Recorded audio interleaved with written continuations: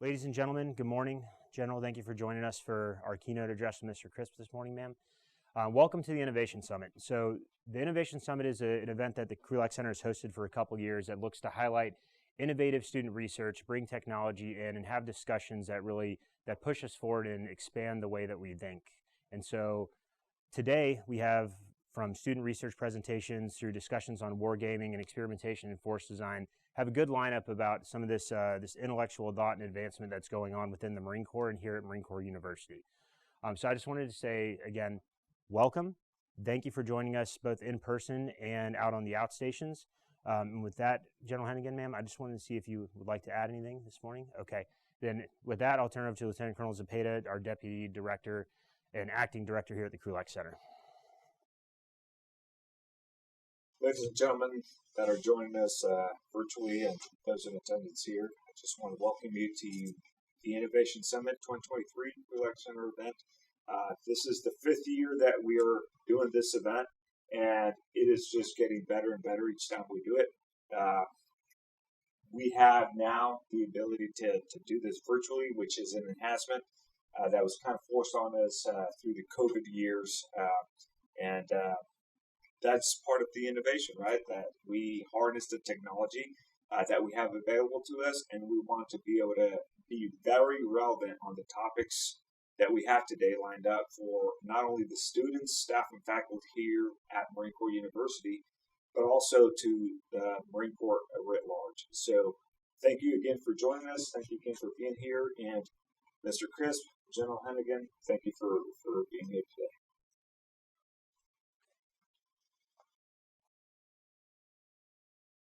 So, ladies and gentlemen, we'll go ahead and get kicked off with the sequence of events for today. All right, so today for our keynote speaker, we have Mr. Lee Crisp joining us. So, Mr. Crisp is an inventor, investor, and the current president of Pepsi Mid-America, Crisp Container Corporation, and Crisp Realty Corporation. He graduated from Culver Military Academy in Culver, Indiana, where he was an Eagle Scout and received the Roman Catholic Ad Altair Day Awards there. And he went on to attend Southern Illinois University and received a Bachelor's in Business Administration. And upon graduating, so he joined the Marine Corps Officer Corps. So he was stationed at Camp Pendleton, where he was tasked by then Lieutenant General McKissick to be the officer in charge of a newly formed Command Information Center, which was a logistics command and coordination center at the 1st FSSG. The center's mission was to test new ideas and methods regarding logistics, which has a direct tie to what we see now going on with Force Design 2030 and the Marine Corps' change. So Mr. Crisp was promoted to the rank of captain and received the Meritorious Service Medal before exiting service in October of 1996. Mr. Crisp has been awarded 44 United States patents for his inventions, and his patent portfolio has been licensed to major soft drink and appliance companies for use throughout the United States. One of these inventions, which is going to be the focus of his keynote address today, is found in over 400,000 restaurants and movie theaters currently. In addition to running one of the largest Pepsi franchises in the country for the last 20 years, he also served a number of leadership and philanthropic roles, includes being a founding member of the Smithsonian Council for American History, a patron of the arts at the Vatican Museums, and chairman of the board for the Independent Bottlers Association. He also served as a founder, director, and treasurer of the Marine Corps Heritage Foundation and oversaw the construction of our museum here at the university. Mr. Crisp is also a member of the treasurer and a trustee of the Marine Corps University Foundation and a founding member of the board of directors and vice chairman of the Museum of the Bible in Washington, D.C. Mr. Crisp currently resides in Franklin, Tennessee with his wife of 23 years, Stacy, his daughter, Hallie, and his sons, Harry and Isaiah, Harry of which has joined us today and will be going to Vanderbilt in the fall to start on the NROTC contract with the aspirations of being a Marine Corps aviator. So, Harry, thanks for coming with us as well. So, ladies and gentlemen, I'd like to give a warm round of applause for Mr. Crisp for joining us here today. Okay, so, sir, if you're all right, we'll go ahead and kick off. Okay. Major Brown, sir.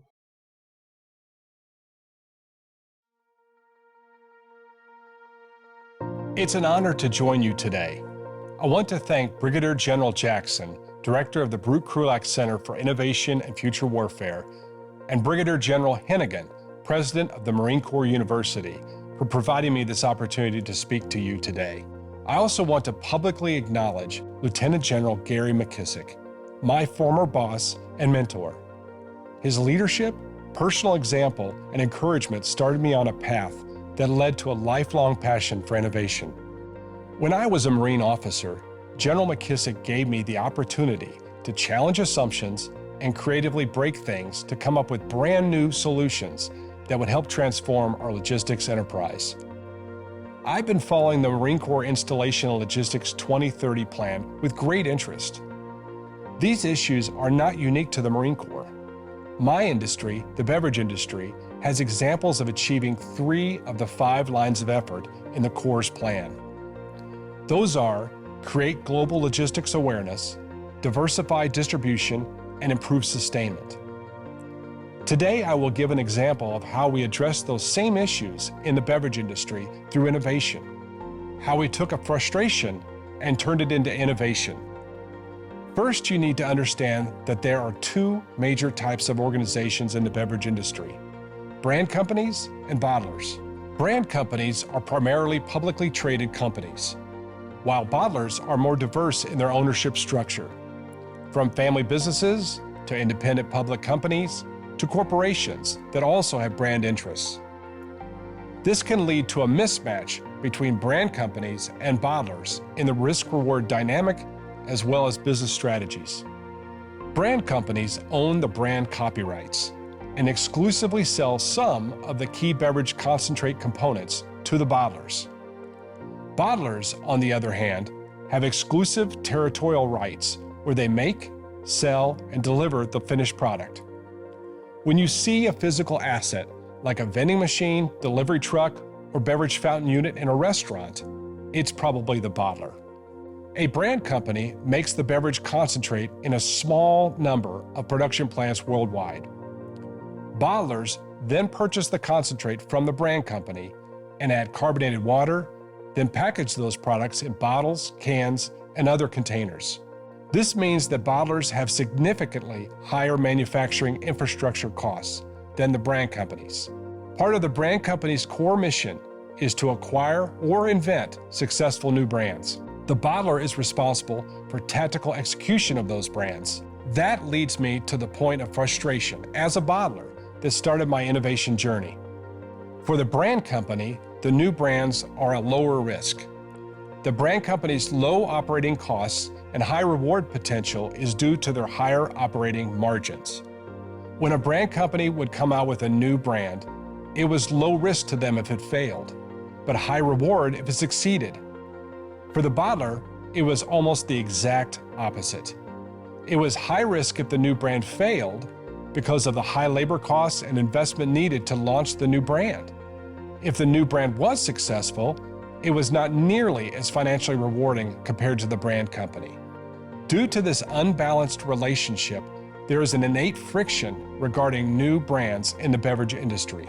Unfortunately, it can lead to situations like this. Do you remember any of these brands over the last 30 years? This particular brand company tried to invent a lemon lime soft drink to compete with 7-Up and Sprite 7 different times.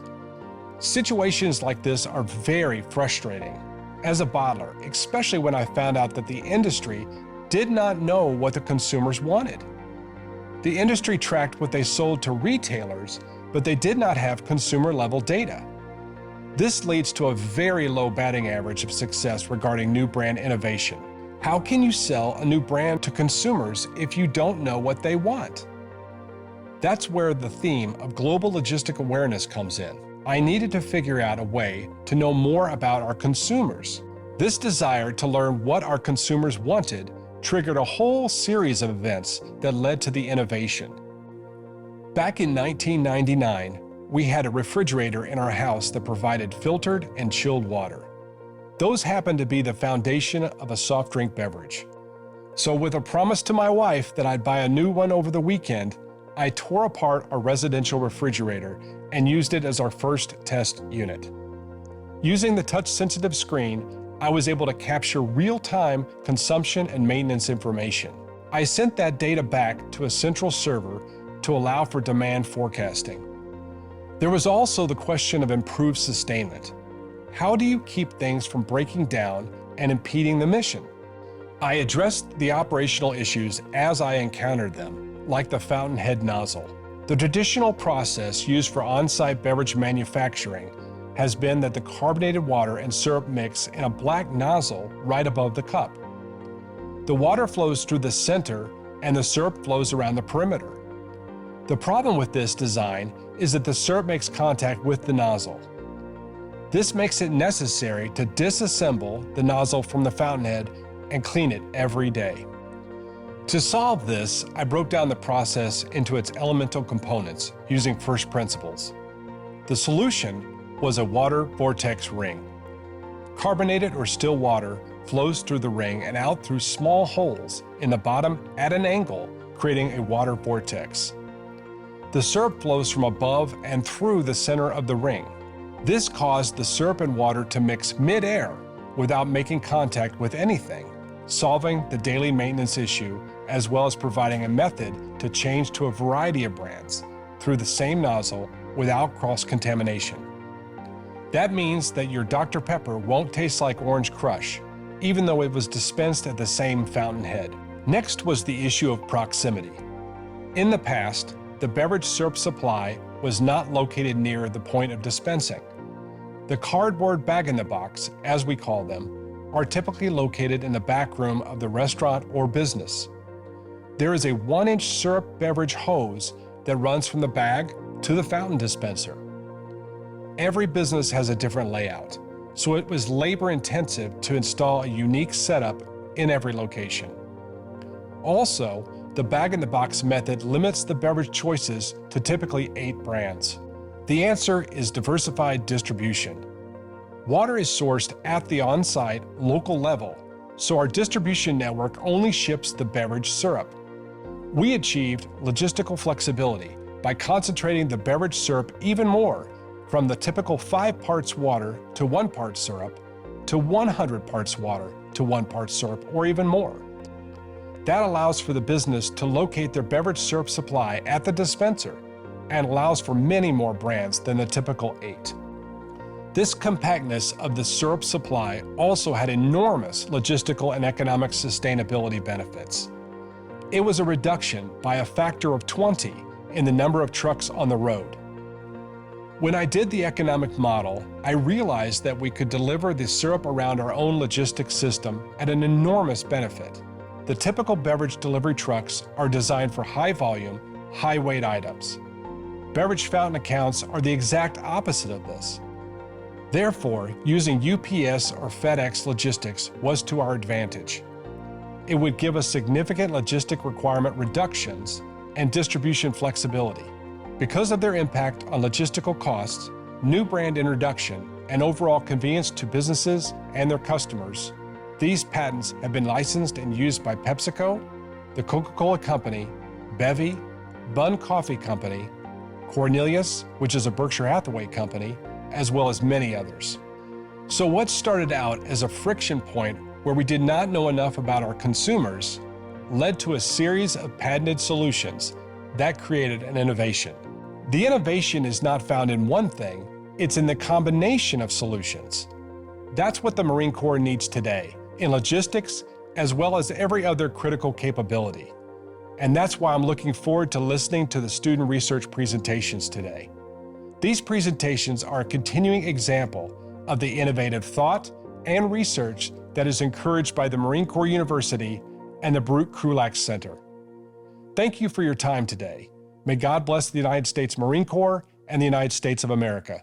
Semper Fi. Awesome. Yes, sir. So, fantastic presentation, sir. And just as I think as we spoke about earlier, just understanding the intricacies of everything that went into your chief frustration as a bottler to making something that is now proliferated throughout the entirety of the United States. So what I'd like to do is just ask a couple opening questions, and then if in the audience, if you can start thinking any questions you have for Mr. Crisp and as well for the virtual audience, and just go ahead and put them in the chat, and we'll go from there. But sir, your reaction or your innovation had to disrupt the entirety of the industry. What was it? What was the reaction?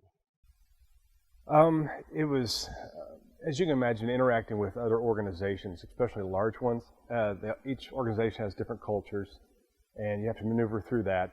At the time, I did have professional credibility, I had been in the industry long enough, my family had, where my name was known, and and so they took me seriously. But it was really interesting because there hadn't been a lot of innovation in 40, 50 years. And everyone was used to doing a certain way. And remember, go back in your mind, this was 1999. So the internet was new, and the idea of putting an LCD screen on a fountain dispenser, they were like, why would you want to do that?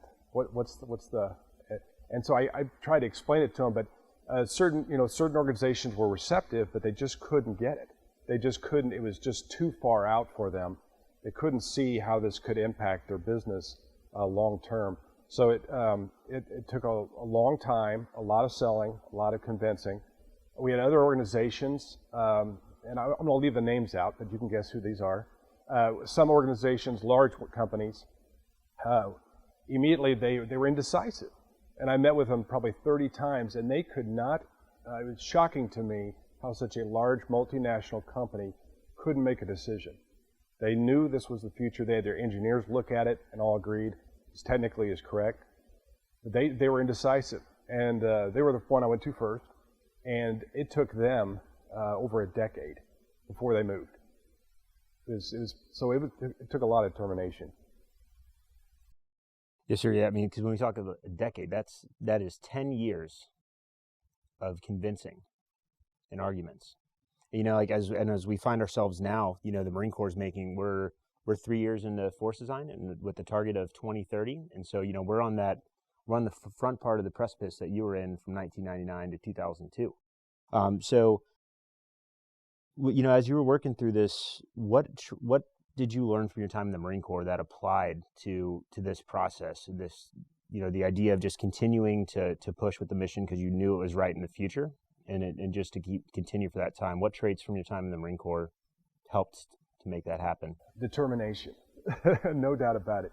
Because I was convinced when it's one of those things in life where you have different episodes in your life where you learn different things, and then one day it all just comes together. And I had a lot of experience by that point on programming, computers. Obviously, I grew up taking apart fountain dispensers as a kid working in the Pepsi business. And then all of a sudden, all that came together. So I literally convinced myself when I saw the economic models and everything, how this could work. But then I was relentless after that. I had to be, looking back, because there's so many obstacles, so many different organizations you're going to have to deal with. And they have different objectives, different things that are on their radar, short-term and long-term. So it took a long time till the first one was built, almost 8 years before the first one came out commercially. Sir, all right, wanted to open it up to the audience if there were any questions for Mr. Crisp before I continue with the ones that I had pre-planned from time. Lieutenant Colonel Kovic, sir. Good morning, sir. Welcome.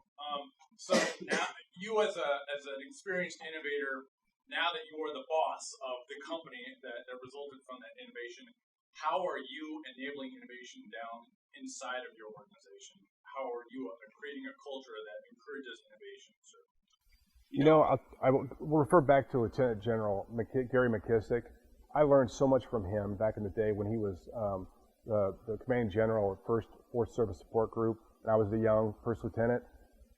It was, looking back, that was a dream job working for him. The culture he led was, first off, he was always a great listener. He would listen to your thoughts, your ideas. You felt like you were in an environment where you could express your thoughts, even if you didn't think it was the greatest idea or wasn't that well thought out. And he would listen, he would course correct you where need be. So I think being open and that your Marines believe that you have their best interest at heart, that you're truly interested in what they're doing, and get truly excited about when they trip onto something that could be interesting to the Marine Corps, be generally interested in it. And when they feel that whoever is over them, their leaders are interested in what they're doing, they're going to take them seriously. It created an environment that we took off back then, and it led to my afterwards. Within 3 years of getting out of the Marine Corps, where this all happened. And so I go back to his leadership traits, where just creating that culture where you're interested, you're involved, and when you do have to make a course correction when they're going the wrong way, to do so in a way that doesn't crush the innovation.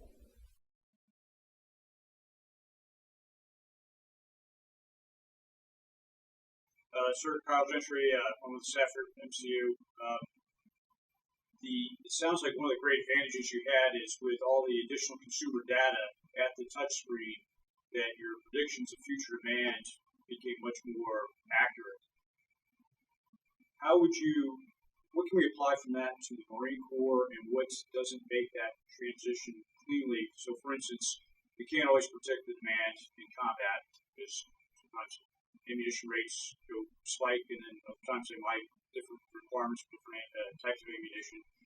And then also, the benefit that you have is a very mature logistics infrastructure. We've got interstate highways, you've got a fleet of trucks, we've got UPS, FedEx, all that sort of stuff.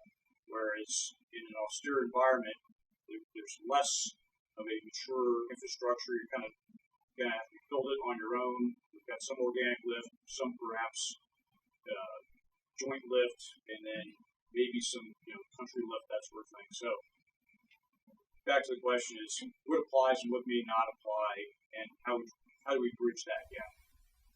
That's great. When I was doing this, starting this, remember back in 1999, machine learning was just coming out, and I was involved with that. So I was just using that for the first time, because on soft drinks, you'd think, oh, it's easy.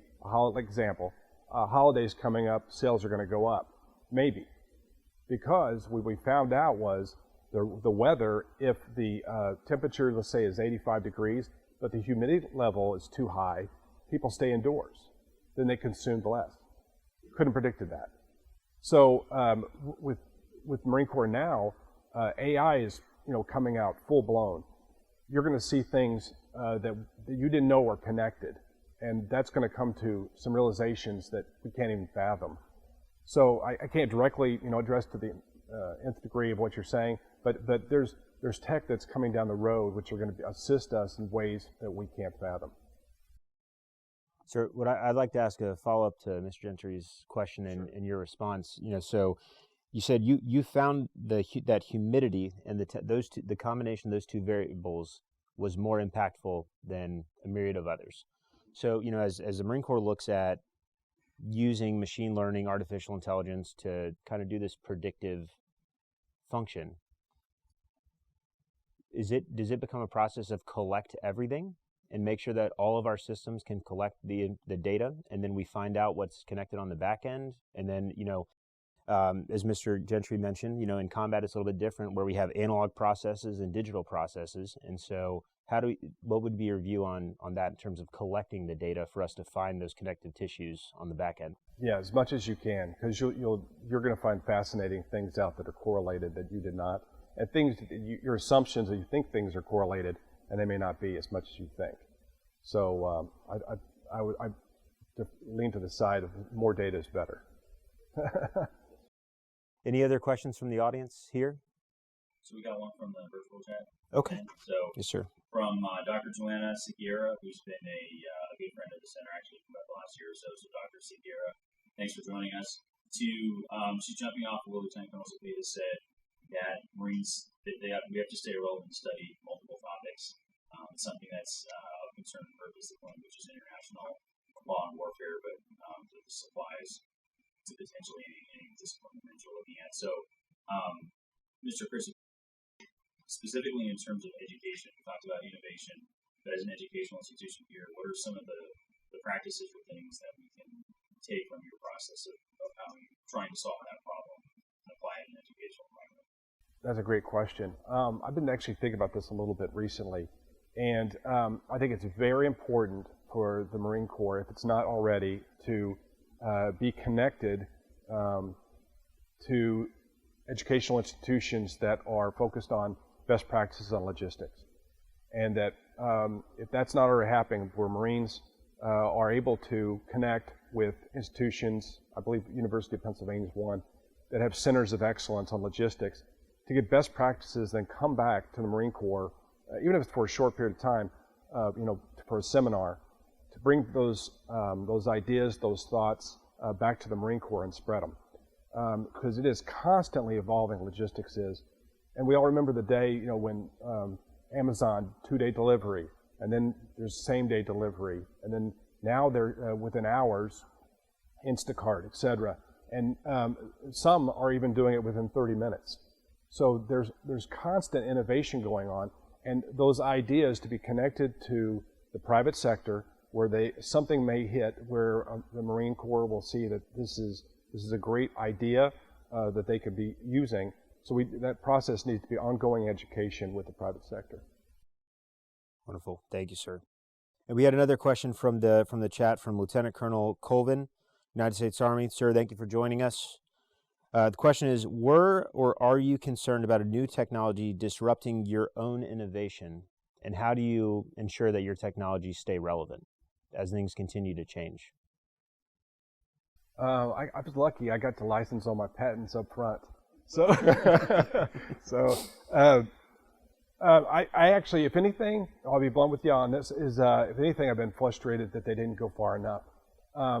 Because there's so many more possibilities with what I was doing. Because at the end of the day, I was trying to go. Jeff Bezos always talks about going towards the consumer and just being passionate about the consumer, and it's basically the end user of the product, right? And keeping your focus on them. And that was my idea, was to get as close as I could to that at a data level of the consumer. And now that they come out with the app on the phone with the Coca-Cola Freestyle unit, they know who that person is. They know, they track us. They know where we live. They know where we work. They know where we play, and they know where we're getting our beverages and what we're like. And the marketing behind that that could be done is tremendous. So if anything, it's been where I wish it would have gone even further. If anything, on the innovation, to keep moving it forward. Is that something you're still pursuing? So you continue I haven't to push? recently. No, I haven't. I've been in other areas now. I live in Nashville, so music and those type of things. I have a lot of friends that want me to work on projects for them as you know, with data now and social media and all those things. So I've been working on projects with them, trying to help them get closer to their customer. Thank you. Sir. So Major Jakin, so we talked about the amount of data that you were collecting. When you were going through your design process, how much time did you spend thinking about second and third order effects? If you were going to make decision A, how that might affect like your organization in terms of personnel. How much time did you spend thinking about that? That's a good one.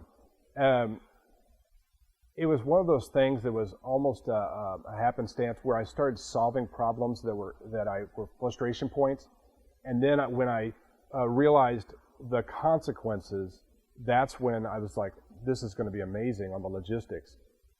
So it wasn't that I was focused on the logistics per se. I was focused on things that were frustration points on the installation and getting the syrup to the actual point of use.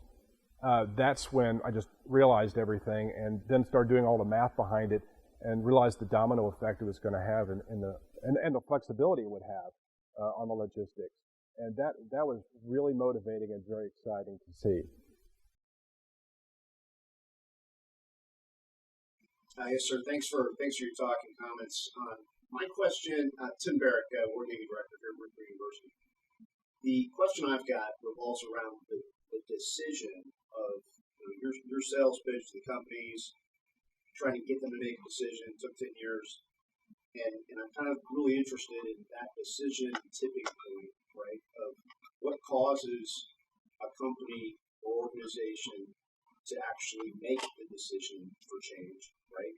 And there's, we've heard the phrase necessity is the mother of invention, but there's also, you've talked about opportunity, you see the opportunity. And so what I'm kind of wrestling with my mind, I hope you can kind of comment on, is it the acknowledgement and recognition of, hey, there's a problem and we really need to change because of that problem, or the recognition of the opportunity, or the two have to go hand in hand to to have problem solution, those have to be equally compelling to get you to that decision point. I was wondering if you could kind of talk your thoughts on what causes the tipping point in the decision to commit to we're going to do this innovation change. Short answer is competition. Initially, working with, I worked with PepsiCo initially, and that took forever. And the indecisive. When Coke,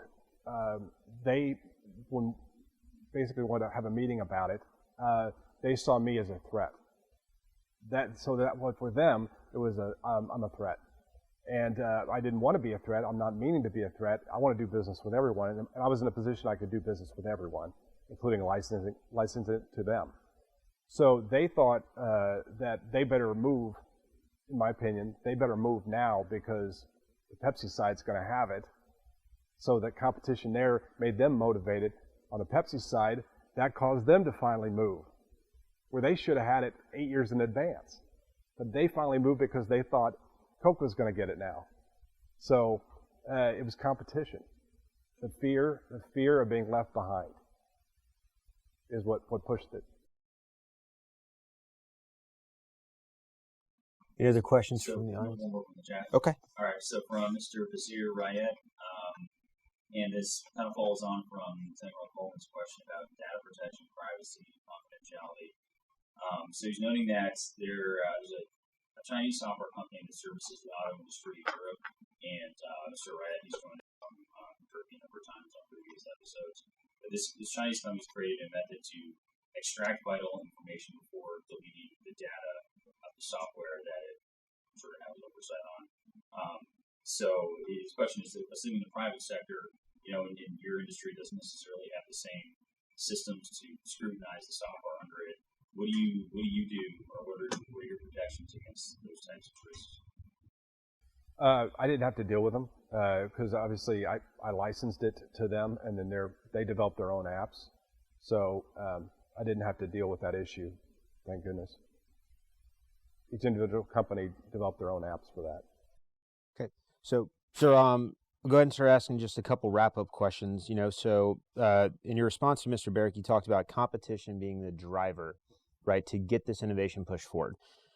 For us in the Marine Corps, we have stated that we have a competitor that is pushing this change for us, but there's not necessarily a business models, right, or the free market enterprise that creates a competition to adapt innovations quickly, right? So I was wondering, with that kind of shaping it, what is an area that we could look into as a best practice from the private sector to help to push our innovations forward within the service? Because they're just a little bit different when we look at the military organizations versus the industry in which you found yourself, sir. After reading the Force Design 2030 and the Installation Logistics 2030, for me, obviously my brain immediately goes to the logistics side of the house, and that was the biggest thing for me is the first Allen chain, getting the logistics there, and how the private sector could potentially help as best possible somewhere along the supply chain, and how the Marine Corps more than ever needs to be connected to the private sector with great ideas. And there's a lot going on in logistics. Just make sure we're connected with them on a reoccurring basis so we can take some of those great ideas back to the Marine Corps and stimulate the ideas on innovation, because we're going to need it. Ladies and gentlemen, both either the in-person or the virtual audience, any final questions for Mr. Crisp? Gentlemen. I think thank you first off for joining us here today and really throughout the Innovation Summit.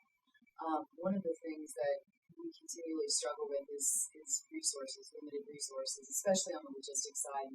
Nothing has changed since your tenure in the Marine Corps. It always comes with last. Installations is usually a quick one behind it.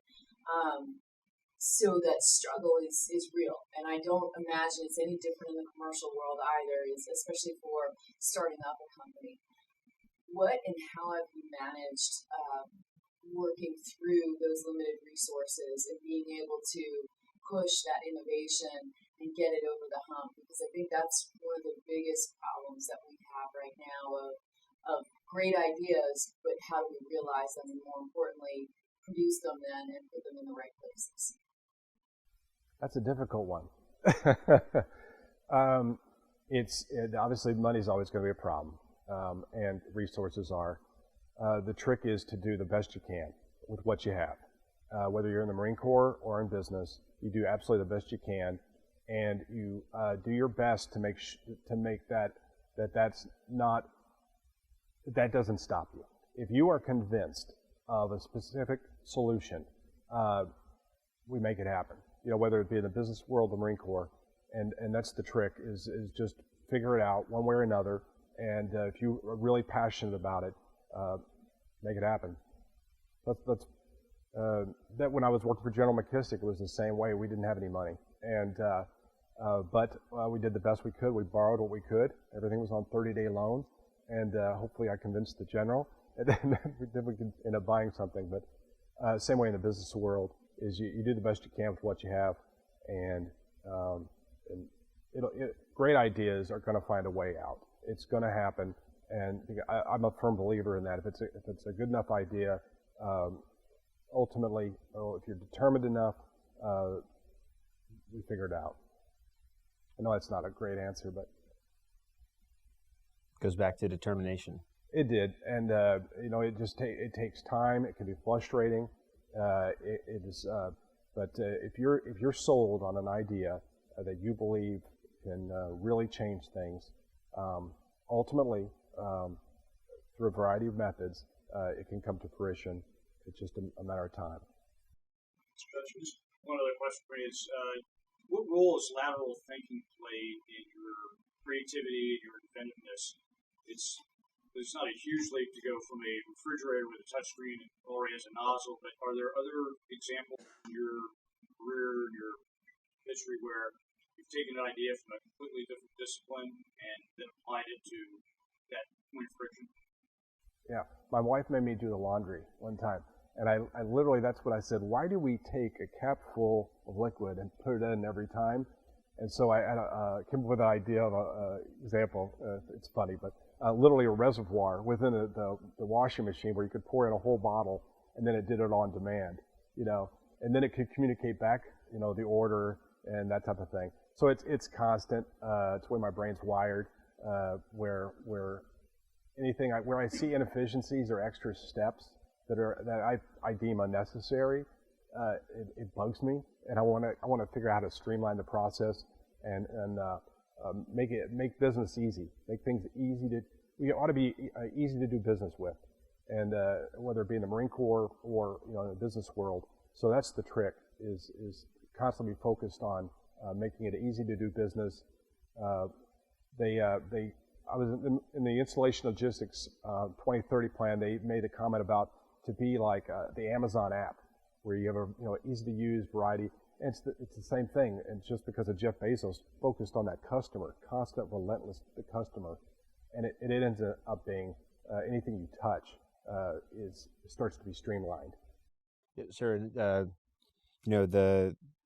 The question we were talking about here, I think it correlates very much to an elective offered by Major Brown, which started as where good ideas come from, that we teach here at Command and Staff College. So I'm not sure if you... Yeah, and it's not my elective. It was created by the first group of viewers here, but to answer that question, those tangential relationships is exactly what the elective tries to do, and it does it in the framework of a book by Steve Johnson, who, in studying the history of innovation, was like, a lot of these great ideas, they didn't come from intense study of a problem. They came from very broad, sometimes unrelated ranges of study that they were then able to pull together pieces and apply it to the actual problem. Sir, so with that, in terms of hoping to keep on schedule, I'd like to offer if you have any closing comments. No, I'm just very appreciative. Thanks for everyone tuning in, and appreciate the audience here today. And I left the Marine Corps active duty, but I never left the Marine Corps. So I've been involved with the different foundation boards for all these years, and have a great affinity for the Marine Corps, love of the Marine Corps, and love of the Marines. Yes, sir. Well, thank you very much, and we have something for you that I'd like to give to you before we move through the rest of our program today, especially with Brigadier General Hennigan being here. So, Nick. So what we have here is a ghost knife, which is made by the 3D printer that we have. Oh, wow. It's a K-bar. And sir, I'm not sure, Colonel Zepeda, if you'd like to join us, but it's the plaque reads Innovation Summit 2023, Mr. Lee Crisp. So just a small token of our appreciation for your time here. Wow. Thank you very much. A little bit of the innovation that we're bringing here from Krulak Scientific University, 3D printed, That's awesome. aka the Ghost Knife, right? Because I think it was mentioned, it reminded folks of the Game of Thrones match that killed the White Walkers, right? But, thank you so much for coming and joining us, and hopefully this reminds you of your participation in the innovation. Thank you very much. Appreciate it. Yes, thank you. Thank you. That's great. All right, ladies and gentlemen, welcome back to our second event today for our schedule for the Innovation Summit. With us here we have Mr. Tim Barrick, who's our Director of Wargaming here at the Krulak Center in the university. Prior to Mr. Barrick assuming this job, he was the Director of Wargaming at the Marine Corps Warfighting Laboratory. And so commonly when we have discussions about wargaming, kind of the two approaches. We have analytical and then we have educational. Analytical focuses on looking at problems and trying to develop solutions. Educational wargaming is focused on the process of thinking and competing against an adversary and really trying to learn through the experience of doing and fighting. So that's what today our conversation is going to focus on. The latter events for today's schedule are going to be very much a student research presentation, and we'll kind of move through Q&A. I think our intent for this one is to just have a discussion. So feel free to ask questions throughout as we move through this discussion with Mr. Barrick, and from there, sir, I'll turn it over to you for opening comments. Yeah, thanks, Ben. Good morning. So one of the things we want to talk about today is also Training and Education 2030. So this is, as many of you know, a white paper that recently came out, posted by the Commandant, with a focus on how we educate the force to achieve the goals that the Marine Corps has in terms of warfighting concepts and the future, readiness for the future, being able to face the challenges that we're going to face on potentially coming battlefields, and how do we prepare the force to do that. And in this document, one of the key tasks deals with wargaming. And Major Brown, if you pull that up for the virtual audience, the slide. So you'll note that I've got verbatim the task that's in this document that specifically speaks to wargaming. It addresses wargaming at resident PME programs, and most of what we'll talk about this morning does apply to that. But aspirationally, the Marine Corps, wants to get all Marines wargaming, right? So as we look at wargaming solutions, and we talk about innovation and innovative approaches to wargaming and how we do that, the problem set of enabling that here in resident PME is certainly the centerpiece that we're trying to get after. But there's also an eye towards the non-resident programs and also towards just continuing education, right? How do we get wargaming out there to all Marines? So, but our problem set here is particularly within the resident PME programs. And you can see the verbiage in this task deals with, specifically wargaming realistic scenarios, also deals with appropriate classification levels, with the purpose to remain current in operational matters. So that's really the mandate that the Commandant's put out there. That's the problem set we're focused on and trying to enable with wargaming. Sir.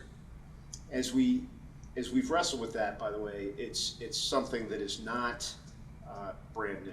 Right. So as we look at wargaming, the Marine Corps has always been a big proponent of wargaming, but particularly since 2015, when Deputy Secretary of Defense Rob Wirt, he put out a mandate that for all the services and across DoD that we needed to do more wargaming, specifically because of the problem set of great power, competition, and conflict.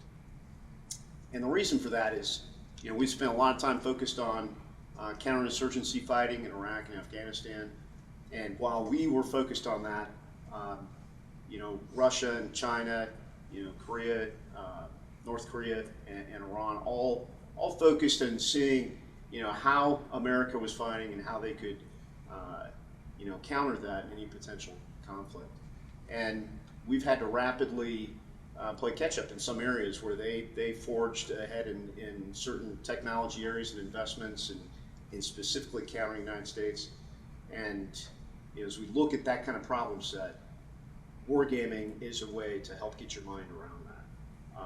And when we think about why wargaming in education, you mentioned earlier about competition and competing, and one of the key things about wargaming is it puts you in that competition framework, an environment of uncertainty, because you don't know exactly what your opponent is going to do, right? If you have a fixed problem and you can try to solve that problem that is known, unchanging, or fixed, right? You can get your mind around it and solve the whole thing.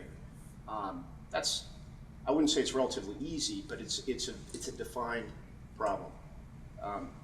What we wrestle with in warfare, and this comes right out of like MCDP 1, is the problem of uncertainty, friction, fog of war. Is you can never know for sure exactly what the problem is, and so wargaming is a way to put you in that kind of environment and force you into making decisions where there's always risk, right? Risk of not properly anticipate what your adversary is going to do, and that risk of surprise, and just a feeling of uncertainty about that adversary, because it is a human opponent that is actively fighting against you. So the value of wargaming is really creating that kind of competitive environment, and that becomes a pressure cooker for those decisions, and we really try to replicate that in the wargaming environment. That's really kind of the goal within education. Yes, sir.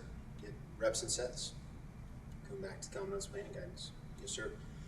So, as we describe these different, the different tools and trying to create this culture where we are wargaming education constantly, right? Like not just for the resident programs, as you mentioned, but for the 80% of our students who go through the non-resident programs. So here at Marine Corps University, what are some of the initiatives that we have in terms of the tools or the courses or the different systems that we have that's helping to enable this in pursuit of TNE 2030's vision?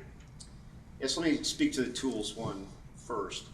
So you've got to have a war game capability in order to do the war games. And there's lots of different ones out there. So people are naturally familiar with computer wargaming. There's also tabletop wargaming.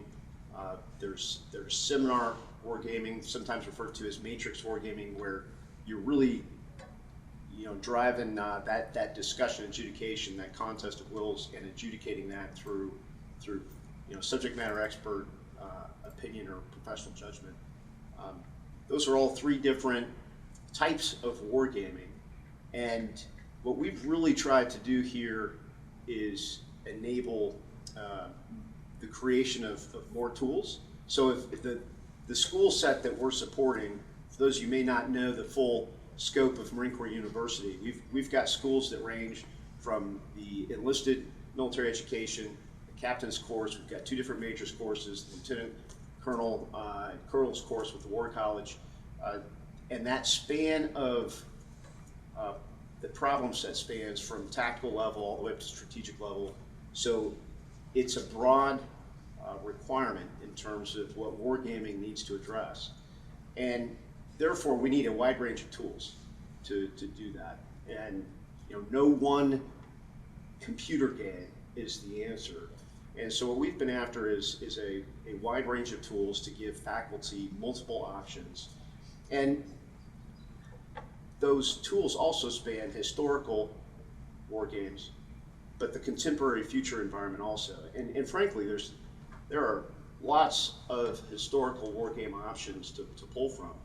But one of the challenges we have, though, here is if we want to war game contemporary or future operations, there's a limited market out there commercially in terms of the games that are available to play that are specifically accurate to today's order of battle, or even something forecast to 2025, 2030.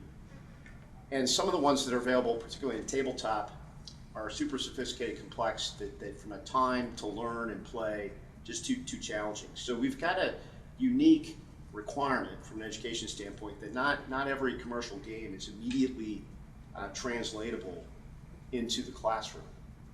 So we've been trying to identify and create war games, both tabletop and computer, that answer that requirement, that enable us to war game contemporary and future problem sets. The other challenge is dealing with time.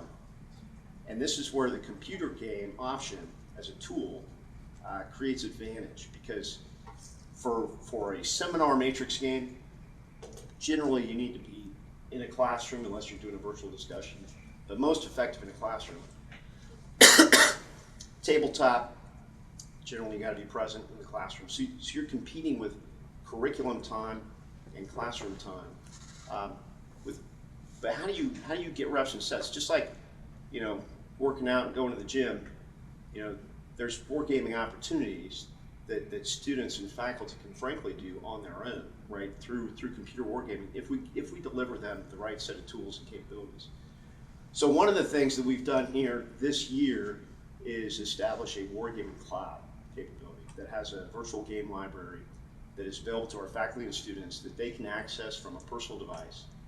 And we've got a select number of games that are on there that they can now play at any time. So I believe we're the only ones in DoD that have this capability, so we're really at the leading edge of taking advantage of some of the technology opportunities to take a select set of games and make this available to our students and faculty to play. And so we've been working on adding to that library more games. We've got one coming for company command level. We're looking at Naval Task Force coming up in the future, hopefully like a year, certainly a year and a half from now. We should have a wide range of games that enable us to play at the division level, the joint force level, the Naval Task Force level, and the small tactical level at the company command level. So these are all in the works, and we're excited to get these to be able to really expand our portfolio, because right now we're limited in the number of those options that we can work in. Yes, sir. And so some additional challenges that I imagine come out is when we're trying to select the war game. You mentioned there's no one ring to rule them all, right? Just citing back to Lord of the Rings. What's the challenge in trying to figure out what students are taking out of the game, right? Like tying back the game to the learning objectives, and if we're integrating into an already existing curriculum, right? We have capstone exercises, planning exercises that serve to be the pinnacle of the course completion. So how does that work in terms of making sure that the game that we're using is modeled appropriately in size, scale, scope, to actually make it so that not only the student can learn while they're doing it, but also that the faculty are able to provide that connective tissue between what the students have learned during their instruction and then what they're trying to pull out of that head-to-head competition against an adversary. Yeah, so this speaks to why are you conducting the war game, right? What's the purpose and the outcome that you're looking for? And so we're running games for different reasons. One of the prominent ones we do, particularly with like Expeditionary Warfare School, that focuses on planning, is their wargaming for course of action comparison, right? They want to test different tactical ideas and see which ideas have more merit than the others. So it's helping them learn tactics, but it's also, as they select their courses of action, trying to determine which ones are of the most merit. It's also testing their plan, right? So as they've built a plan and then they fight it, what are some of the obvious deficiencies from their plan that they just had a gap or didn't recognize, didn't acknowledge that a certain capability was going to be a threat, didn't have a plan to deal with it. When you war game, those kind of things jump out and are a good test of your plan.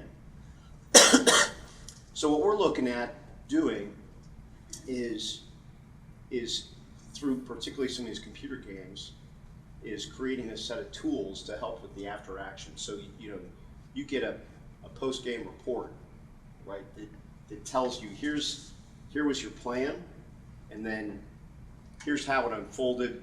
Here were key points of decision.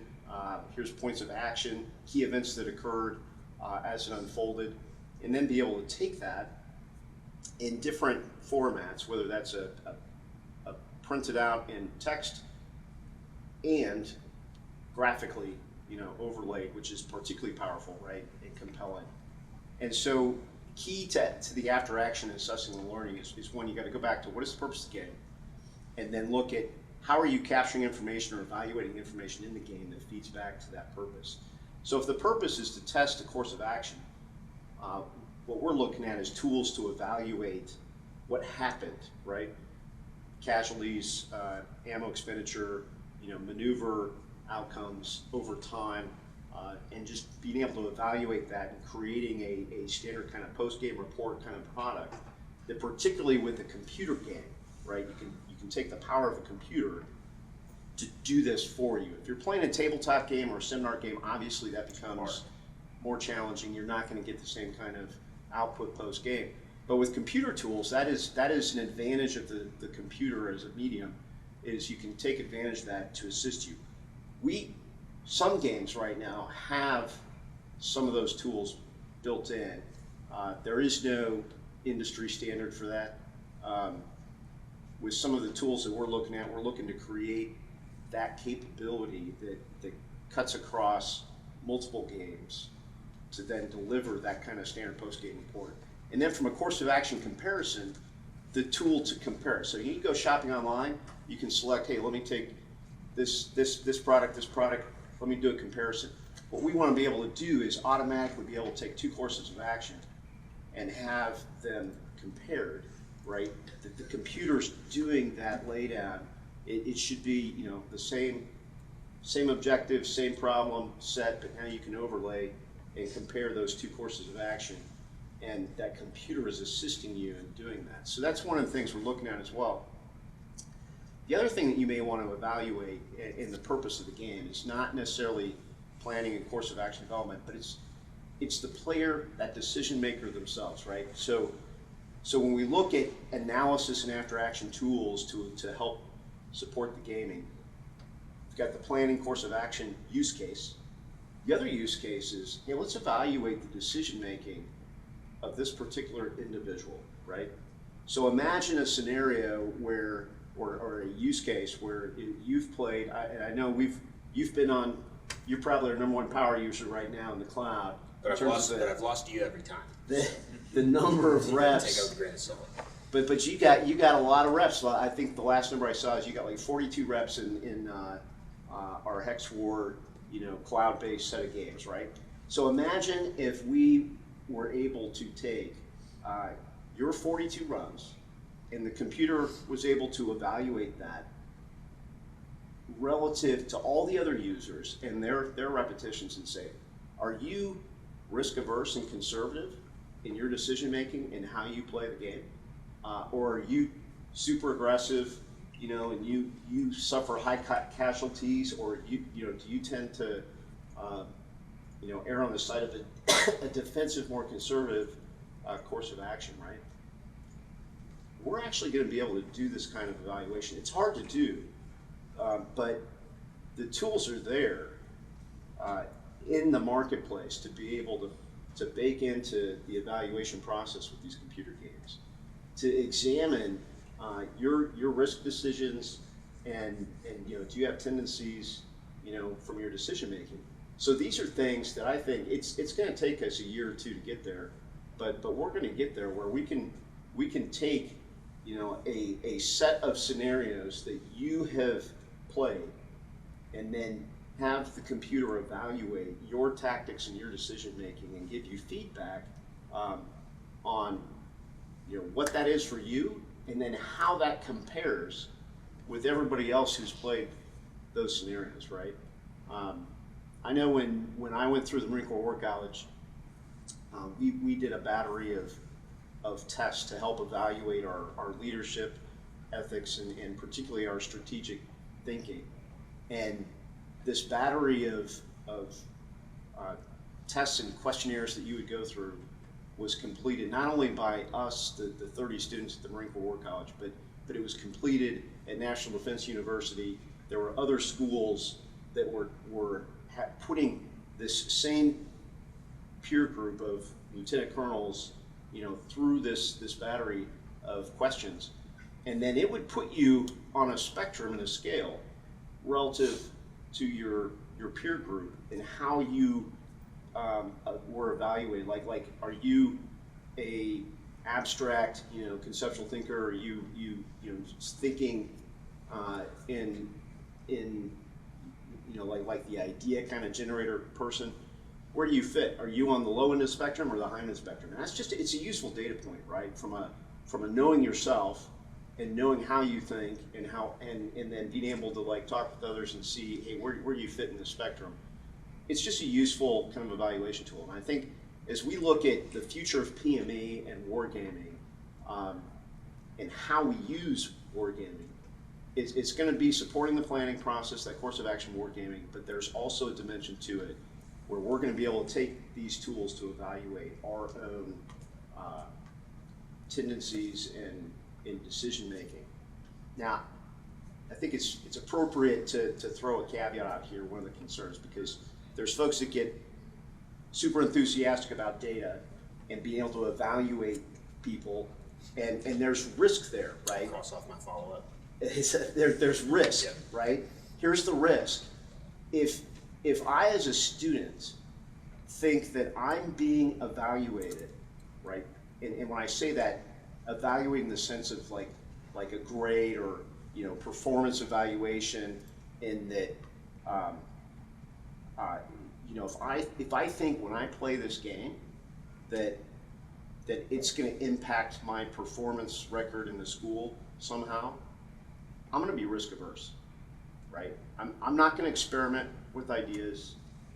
I'm not going to say, hey, I'm going to play this game and I'm just going to do something crazy, even though I'm probably going to lose. I'm going to be very conservative, right?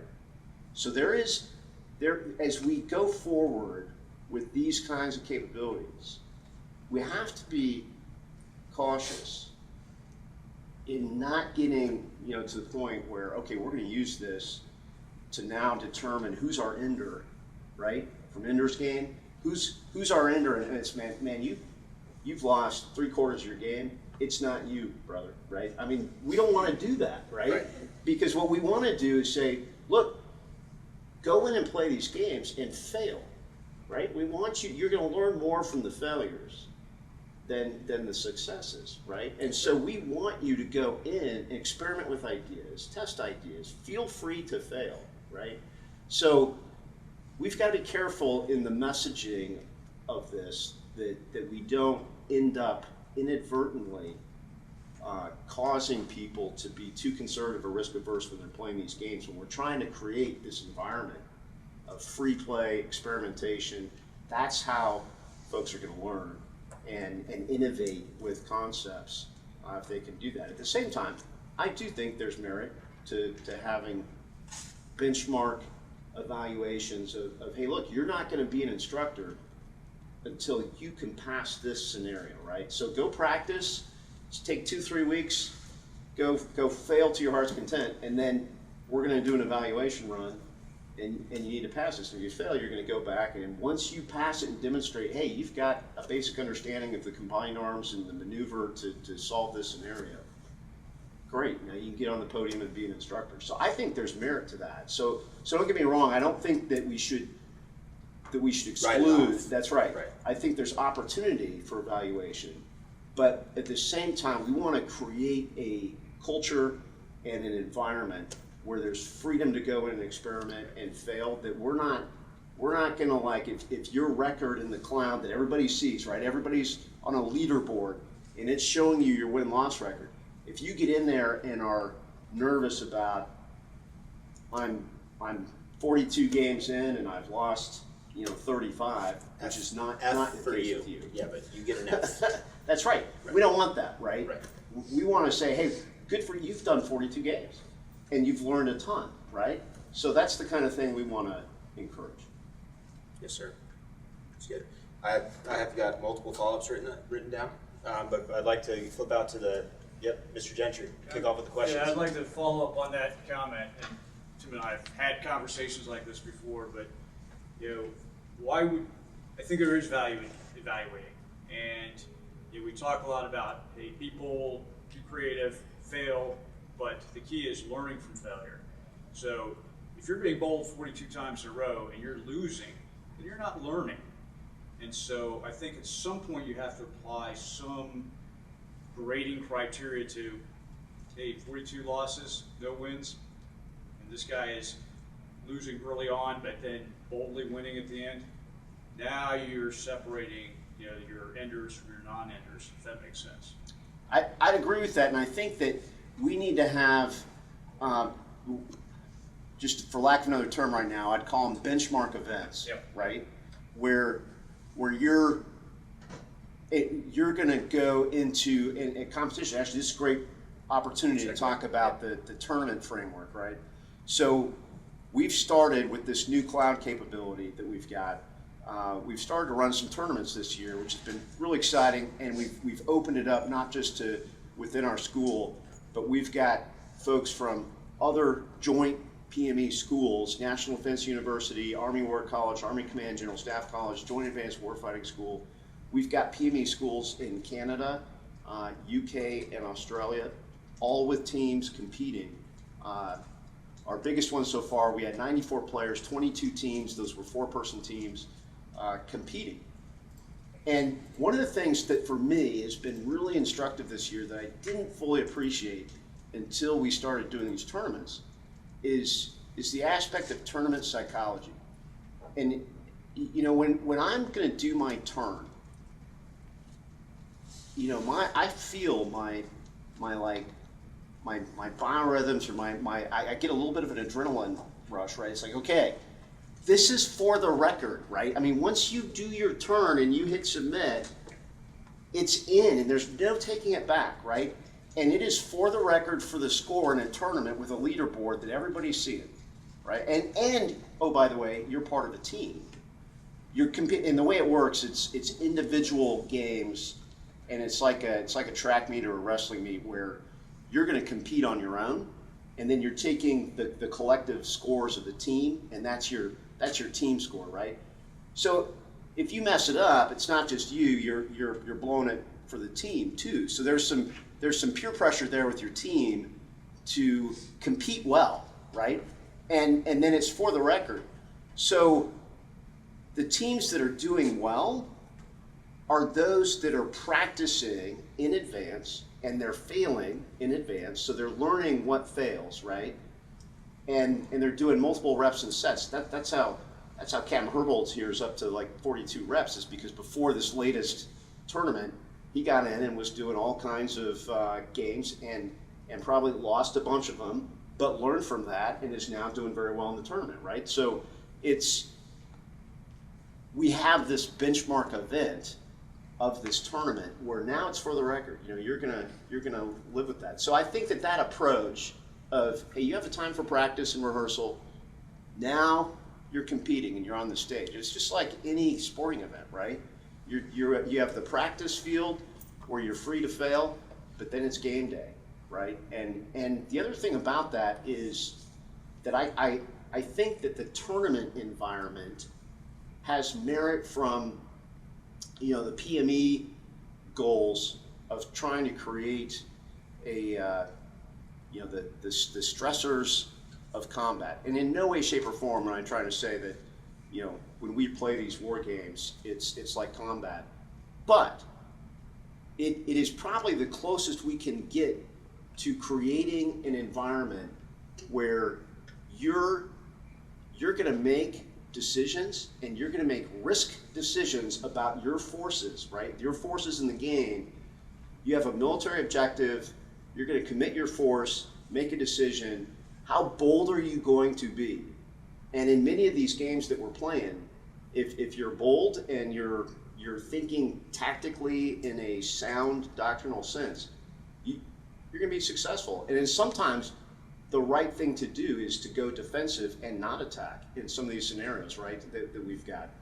And we've seen some very interesting tactics unfold in these things. So I think it's been, but in terms of creating the psychological environment that gets somebody closest to the stressors. I don't think there's any other thing that we can do in PME that gets us as close as a tournament environment to making those kinds of decisions. So I didn't fully appreciate that before we started actually competing in these tournaments, and then it became very evident to me. I actually, you know, if it's late at night, I don't usually do my turn. I'm like, I'm gonna go to sleep, I'm gonna wake up fresh, get myself in the best mental state to make decisions, and then I'm gonna do my turn and compete, right? And I like clear the slate, I'm like, okay, now it's time, I'm gonna focus.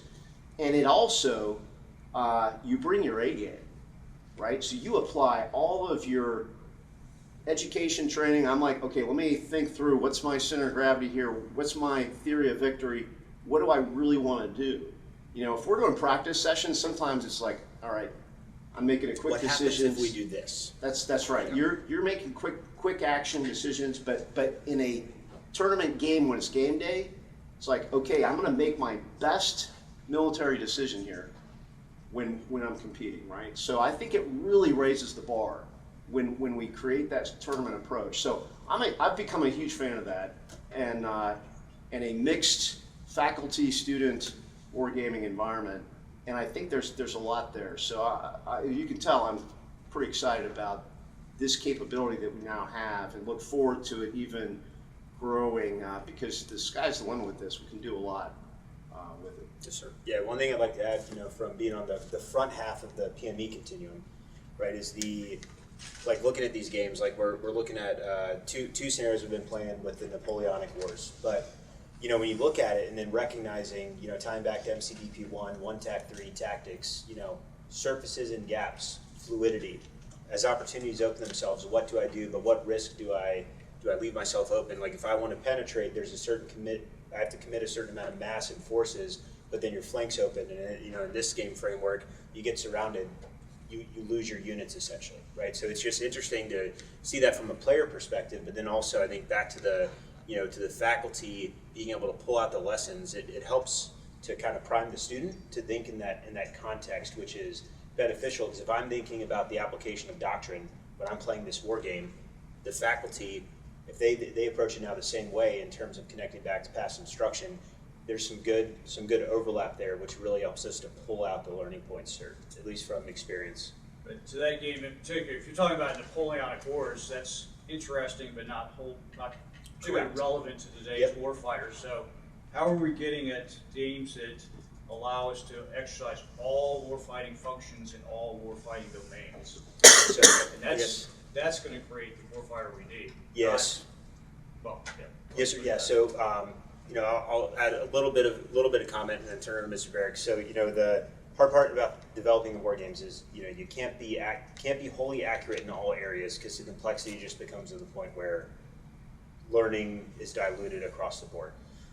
You know, so like one of the ones that we're working on developing, it's, you know, looking at this all domain approach to warfare. Like what's good enough, right? Like what's good enough to represent the electromagnetic spectrum in a sensical way that the player can understand and apply in this game setting, that it's easy to use. And then you do the same thing when we look at logistics, when we consider the use of air power. But the things still apply, like, you know, direct support, general support of artillery. Like all these things are still inherent, but I think it's, you know, how do we abstract it enough to where the ability to integrate them all together is easy, and you can understand, like, okay, I need to do a closure series with my supporting arms in order to get into position to execute a precision strike. And like, so it's kind of like, how do we lower it enough to where it's understandable, but it's not too complex where we can't, you know, like, because in the Napoleonic Wars, we have artillery, cavalry, and infantry units essentially, right, in one of the scenarios. And it's,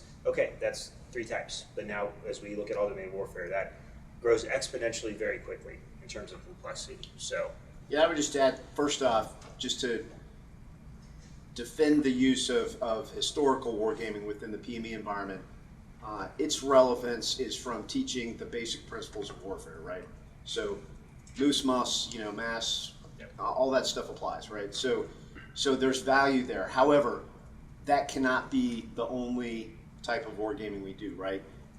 So part of the value of wargaming is immersion in the specific platform systems, weapon systems, capabilities of the friendly force and the adversary, that a war game becomes a forcing function to learning those systems and capabilities. And if you don't know what the adversary's capabilities are, then you can't properly craft the tactics to gain advantage, right? If you don't understand it, then you can't possibly know the tactics. So unfortunately, we've got deficiencies in that, you know, we're gaining ground on this rapidly, but a lot of our Marines, and this goes across the Joint Force, their knowledge of the adversary weapon systems and capabilities, like 5 years ago, I couldn't have told you what a Renhai was, a Jiangkai, a Luyang. Those are all Chinese, you know, surface combatants. I couldn't have told you what those were 5 years ago, but now I know them extremely well. I, you know, go into the capabilities of those platforms, and that's been learned through wargaming, right? So we must wargame with scenarios that are contemporary scenarios, and that gets right to the Commandant's task here from T&E 2030, where we're realistic scenarios of today and of the near future, so we can immerse ourselves in the weapon systems and the problem sets of these contemporary scenarios. So, and then wrestling with how to combine these then into a concept of operation.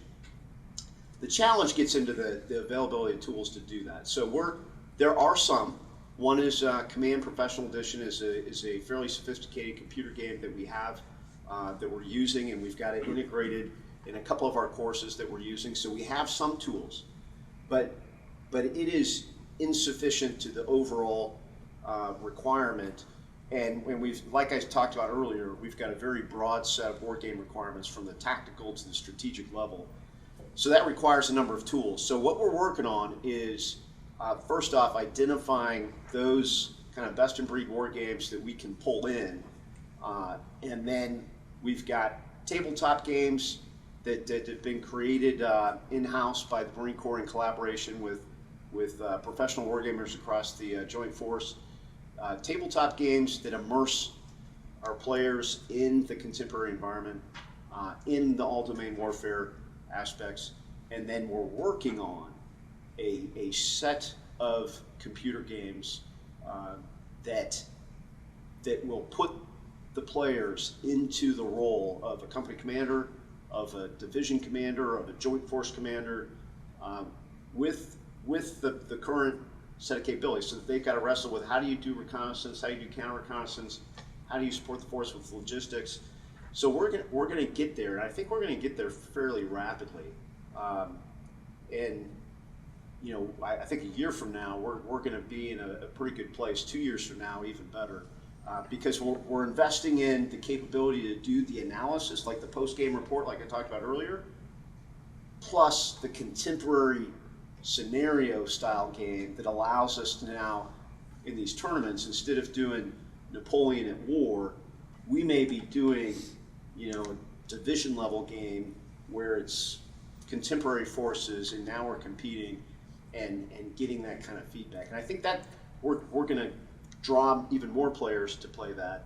It's going to be very relevant and compelling. So I think that we're going to get there, but we have an insufficient set of tools right now to really do it in the way that we want to. So that's where a lot of our investment with the money that we have for wargaming, particularly this year, is going towards wargaming tool sets that will help us get there. All right. Thank you, sir. Questions? Good. Yes, sir. Gunnery Sergeant Gordy Hunter with the Staff and CO Academy. So my question is in regards to the popularity of wargaming right now. So I can just speak from my own anecdotal experience, and in the first decade of my service, I had never even heard the term wargaming until I come here to be an instructor at the academy. Now I'm starting to hear it, but even in the Commandant's Plan Guidance 2019, he states wargaming is essential about 35 times in the 20-page document, so it really makes a big push for it. Even on the more public forum, we're seeing wargaming now, obviously in the officer PME, but now trickling down into the enlisted PME. We just did the first actual wargaming in the career school 2 weeks ago. So it's starting to make its way into everything, right? Permeating everywhere. And even on the more public forum, in news, I'm guessing that wargaming doesn't get a ton of airtime in news, but just this past January, February timeframe, we see tons of airtime regarding the CSIS wargame that painted Taiwan, China, and the U.S. in a conflict. Got a lot of airtime and a lot of interest from people in the military and the political sphere. So my question would be, why do you think it is now that wargaming is starting to really be pushed to the front? Is it because of this advent of technology and it's now more accessible? Or what is it that's really pushing this to be such a relevant tool right now in this time frame in the Marine Corps experience, at least right now? Yes, I think there's a couple of drivers. I think the biggest one right now in the Marine Corps is we've got senior leader guidance and emphasis on it, not just talking about it, but resourcing it as well. Like a lot of what we've been able to do here at Marine Corps University has been because we've been given the money to be able to do these investments, right? Without that money, we wouldn't be able to do this. And we've got right next door is another example of that, the new Marine Corps Wargaming Center that's being built with a pretty significant investment of money by the Marine Corps. So I think the number one thing that is causing change with a permeation of wargaming, which I would say is really a reinvigoration, right? Because there's been a lot of wargaming in the past, I'd say particularly in the 90s, the tactical decision games really were coming in vogue. And then I would say with Iraq and Afghanistan, I think there's a little bit of a decline in the dominance of wargaming across education, but then now, as you mentioned, it's on the upswing. I'd say number one is because senior leaders are asking for it, right? And demanding it across the force, and then they're resourcing it. And I think the other aspect is the compelling need, because as we look at the challenges of great power, competition, and conflict, they're not easy problems, right? And they're not ones that we necessarily right away know a solution or identify a solution. And part of the value of wargaming is it's putting you into a problem and you're starting to learn the problem. So, in our doctrine, for planning, we have the course of action wargame step in the Marine Corps planning process that's pretty far along. I would contend that step one in problem framing is a great point to be wargaming, to help you understand the problem. And as you wargame, you're learning, oh, that's key terrain, right? Or this is a critical vulnerability. I can take advantage of this. So when we don't understand something and we really need to like learn it and come up with solutions, there's arguably no better way to do it than to put yourself in that circumstance and say, well, let's make a decision and see what happens, right? And then get that feedback and learn from that. So I think part of it is the strategic problem set that we're facing as a nation is compelling us to do more wargaming in order to better understand it and play catch up in many ways in understanding how to fight and what to do. The other thing I'd just say, it's not just a strategic situation. We talked about all-domain warfare a little bit ago.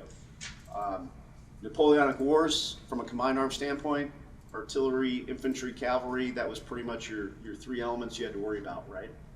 From a ground standpoint. Today, talk about a sophisticated, complex environment when you layer in the things that you can see, the things you can't see, and it's not just your local battle space, but you can be killed from something shooting at you hundreds of miles away, right? So the scope of the problem and the complexity of today's battlefield is more complex than it's ever been at any point in history. And so the challenge of keeping up with how do you take all these things and fight from a combined arms standpoint, if I'm a tactical leader, I will be very uncomfortable, right, trying to understand the problem set and knowing what to do if I have not rehearsed it. And how do you rehearse it? How do you gain that experience? Because it's challenging from an exercise standpoint to pull all these capabilities together in an exercise. It's really difficult to do. So our leaders don't get that many opportunities to actually practice the decision making with a live force. So the way to replicate that is is with a, like through wargaming, and challenge folks with, okay, you have all these things. What are you going to do, right? How do you synchronize those to achieve an objective or an effect? So I think it's the compelling need of the environment that we're in today, both from the strategic challenges and then also what technology has done to create this all-domain warfare combined arms environment, that if you want to have any hope of gaining an advantage, you're going to have to wrestle with that problem in advance of being put on the spot live. So, yeah, thanks for the question, Gunny. And sir, so we've got about 5 minutes. What I'd like to do is ask one question from our virtual audience. So this is Lieutenant Colonel Colvin. In regards to digital war games, do you feel that the modeling world provides useful parametric data for new material fast enough to update games to get to the contemporary objectives you are trying to get to, and the application there within future games, as an example? Well, I would say there's not that many tools out there that are currently doing that, right? I mean, there's the formal modeling and simulation tools that are available, but those are somewhat different from what we think of as the war game capabilities. It really depends on the editing capability within the tool, and what we find here is a lot of the future capabilities. There's a lot of speculation, especially if we're talking in an open source, open form, and unclassified environment. You don't really know exactly what the specific parametric data for that capability is. And if those who may not understand the parametric data piece, every airplane or missile system in a game has the stats on it of how far is it going to go, what's its lethality, what's its probability of hit. Radar cross section. That's right. How easily is it picked up on radar? And some games, like Command Professional Edition, gets very sophisticated, right? And it takes a lot of different types of information that it's putting into each system, and then some is very abstract and simplified. So there's a wide range there. I would say in general, the ones that we have at our disposal are pretty good in being able to edit them to model capabilities. But a lot of that is, as we look to the future, particularly if we start talking about wargaming in 2030 or 2035, we're getting into pure assumption on what the capability is. And so when we wargame, one of the approaches we do is we call it red high, red low, or blue high, blue low, where we'll forecast and say, okay, what do we think the capability is going to be? What's the high end, right? And what's the low end? And then the parametric data for a specific platform, we may have a high end platform that replicates that level, and then a low end one. And then when we're designing a scenario, then we have to make a design decision. Are we going to go with the low end assumption, the high end, or somewhere in the middle, right? So that's a decision process you do as you're putting a scenario together. Most games will give you the flexibility to adjust the data to meet whichever of those assumptions you want to get to. Yes, sir. I think you could argue that whether we go low end or high end, the real opportunity from the educational side is having the mechanics in there to integrate them and understand the impact that they have. Like as we look at the composite whole, from coordinating all these disparate effects, as you mentioned, what can be seen, what can't be seen, deep, close, rear, the ability to integrate them and kind of look at that problem, is where the real opportunity lies. And then the specifics are an added bonus if we can get to that really high fidelity information. Yeah. Yes, sir. And whether you need to do that or not depends on Right. the purpose of the game, right? What is the decision making you're trying to get out of the players? What kind of analysis are you trying to do on the back end? If you're doing a force development game where you're looking at the future force and trying to understand specific capabilities, then you'll want a lot of data. But if you're looking more at the strategic side of, hey, we've got a big strategic problem here, what are we going to do? On the big picture level, you may not need a lot of sophisticated data, right? You just need, I got this kind of capability that has this general kind of effect, and then you look across the whole force. How do you do these in combination to achieve what end? What is your strategy? When you talk about the high end like strategy games, there's less of a need for the specific parametric data. Yes, sir.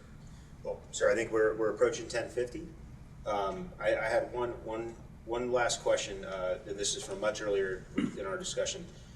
This ties back to Mr. Crisp's keynote address where we talked about data, right? And like how we didn't know that the temperature and the humidity were going to be those key driving factors as to whether or not an individual stayed inside or went out and did something.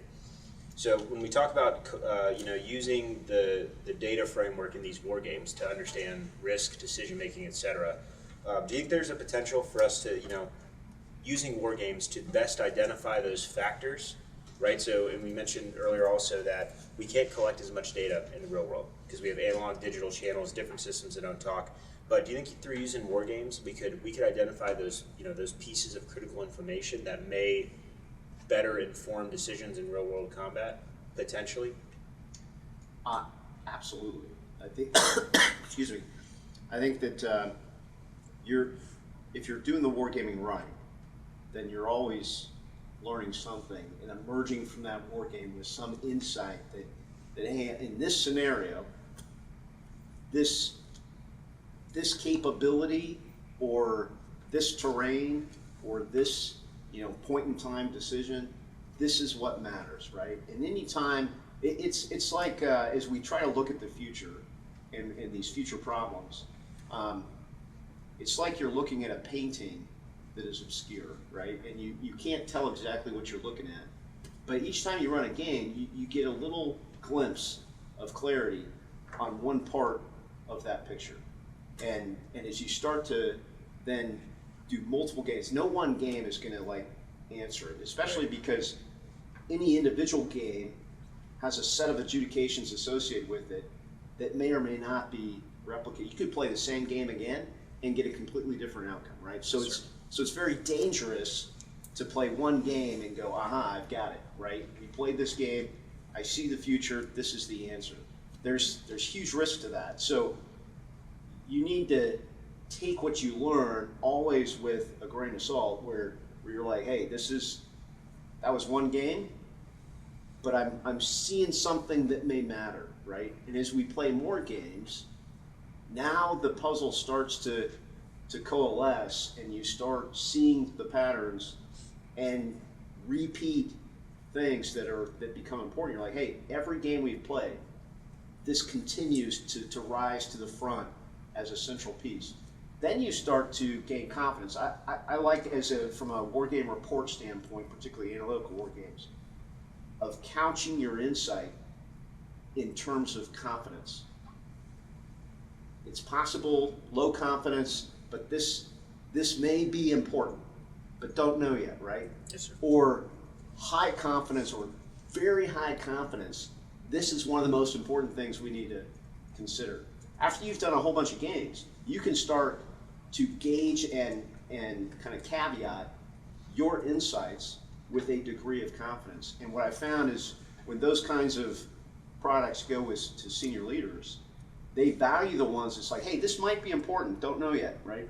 That's good for them to know. They're like, okay, well, I'm going to pay attention to that. It's now on my radar, and we'll see. But they're probably not going to make a decision based off of something low confidence, right? But now when you start feeding multiple reports where high confidence, super high confidence, right? Now they start to go, okay, I better pay attention to this and perhaps even make a decision to include this. So it's you need to do multiple games and you need to pay attention to what you're learning out of it and then gradually form that picture. But all of it matters, to include knowing what doesn't matter, right? Yes, sir. Yeah, thank you for that insight. All right. So, sir, thank you very much for joining us today, providing your insights on Wargaming, Sport Training, Education 2030. Ladies and gentlemen, round of applause for Mr. Barrick. Thank you, sir. And ladies and gentlemen, we'll be back. We'll take approximately a 5-minute break, and then we'll move to our first student research presentation of the day. All right, ladies and gentlemen, welcome back. So again, we're going to have our first student presentation of the day. Major Matthew Babcock is joining us from Command and Staff College, and we'll be giving his presentation on concept and transition of how does the Marine Corps look at UAS in the future of military operations. So, sir, welcome. Thank you for attending, and turn it over to you. Yes, thank you for having me, and thank you for everybody in attendance. So, Major Matthew Babcock. I'm a student over at Command and Staff College. My background, I'm a Hornet weapons systems officer, and so when I leave here from Command and Staff, I'm going to be going into the MQ-9 community, being trained as one of their pilots. So for my Master in Military Studies, I wanted to look into how the Marine Corps is going about introducing this new platform for the Marine Corps, and that was the majority of my research. So caught in transition, UAS and the future of military operations. Slide. All right, so just a quick agenda, introduction with some background, like where my research started and where it directed me, as well as my thesis, terms and concepts, just to provide a little bit of understanding to everybody, current problems that are limiting UAS operations, and then getting into institutional adaptations to capitalize on the future of air power, really the solutions portion. And we'll go through a conclusion and wrap up with any questions. All right, so the first flight of the MQ-9 was in 2001. So it's a 22-year-old aircraft at this point, combat proven, millions of flight hours, and the Marine Corps just bought it 2 years ago. So what that really meant for me was, what is the Marine Corps going to be doing different, how we're looking at Force Design 2030 and trying to get into a different type of fight. So I took it from the training perspective and how we can go about some change. So the Marine Corps has been using the Air Force to train their operators for the past several years, while we have been in the process of acquiring and introducing this to the fleet.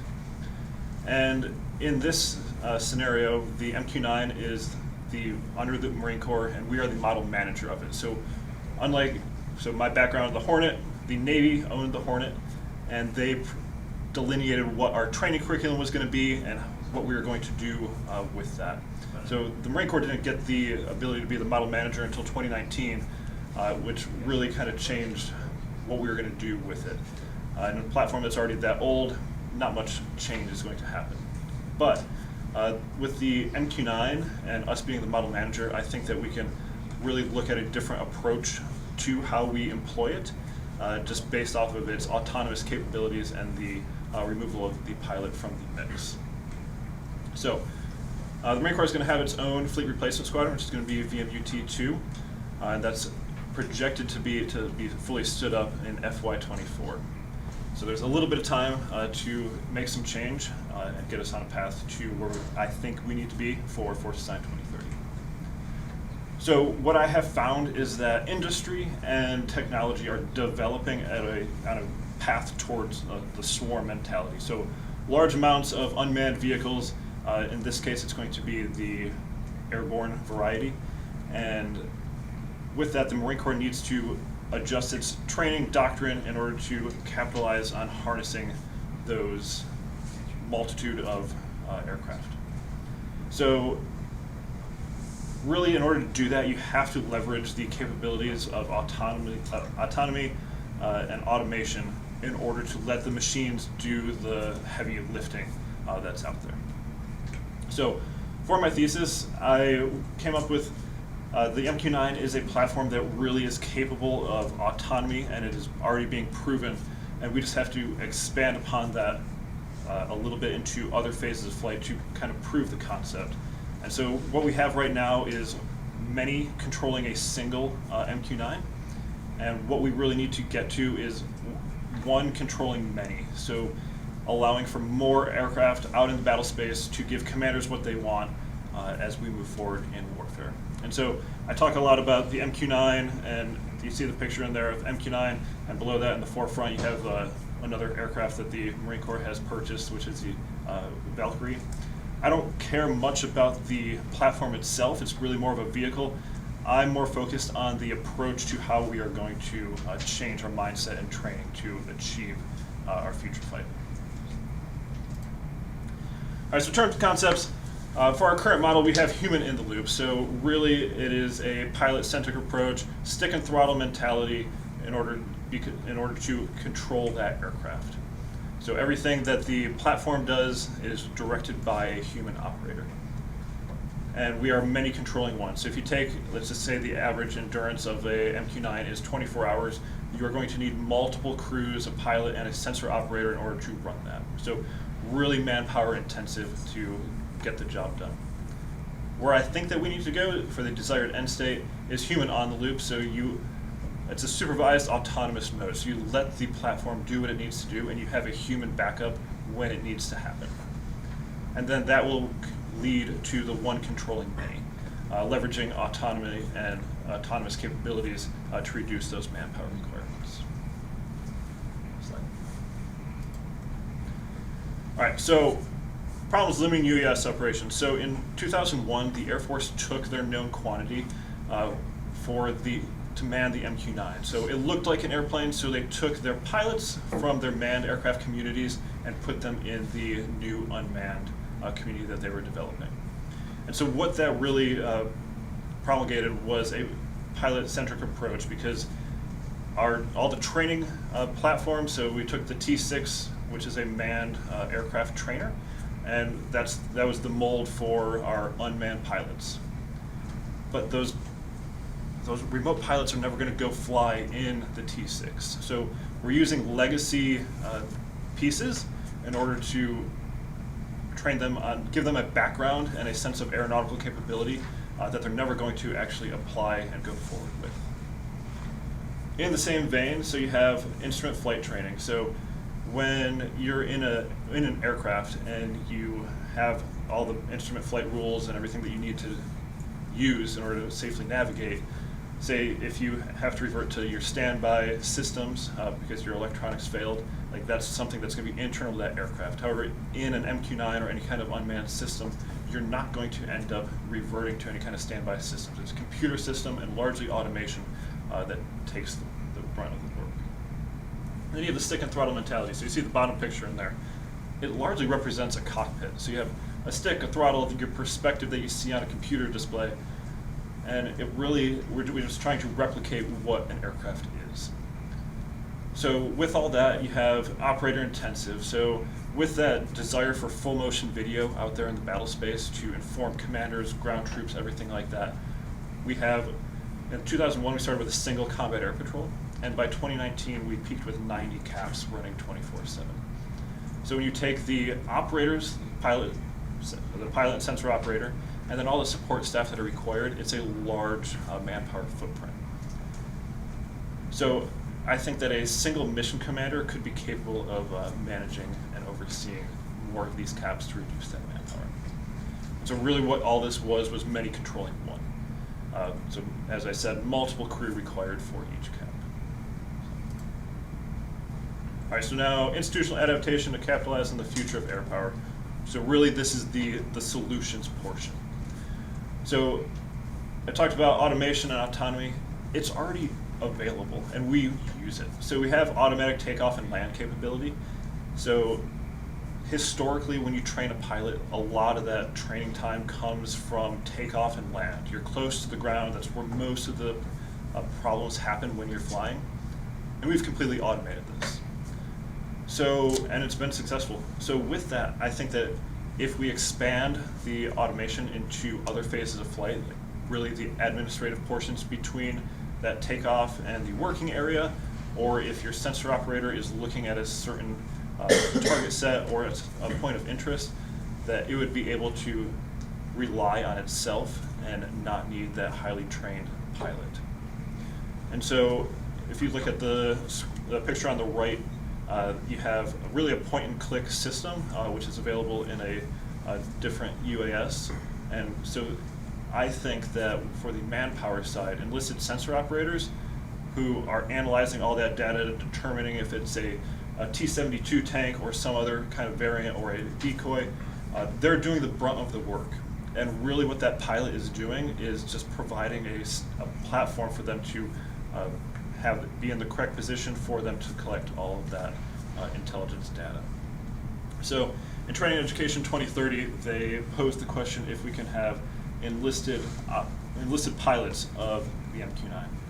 I think that we can leverage them more. I don't think that we really need a pilot. I don't think we need an officer as a pilot. I think that we can really go down a different path in how we think about the relationship that we have with aircraft.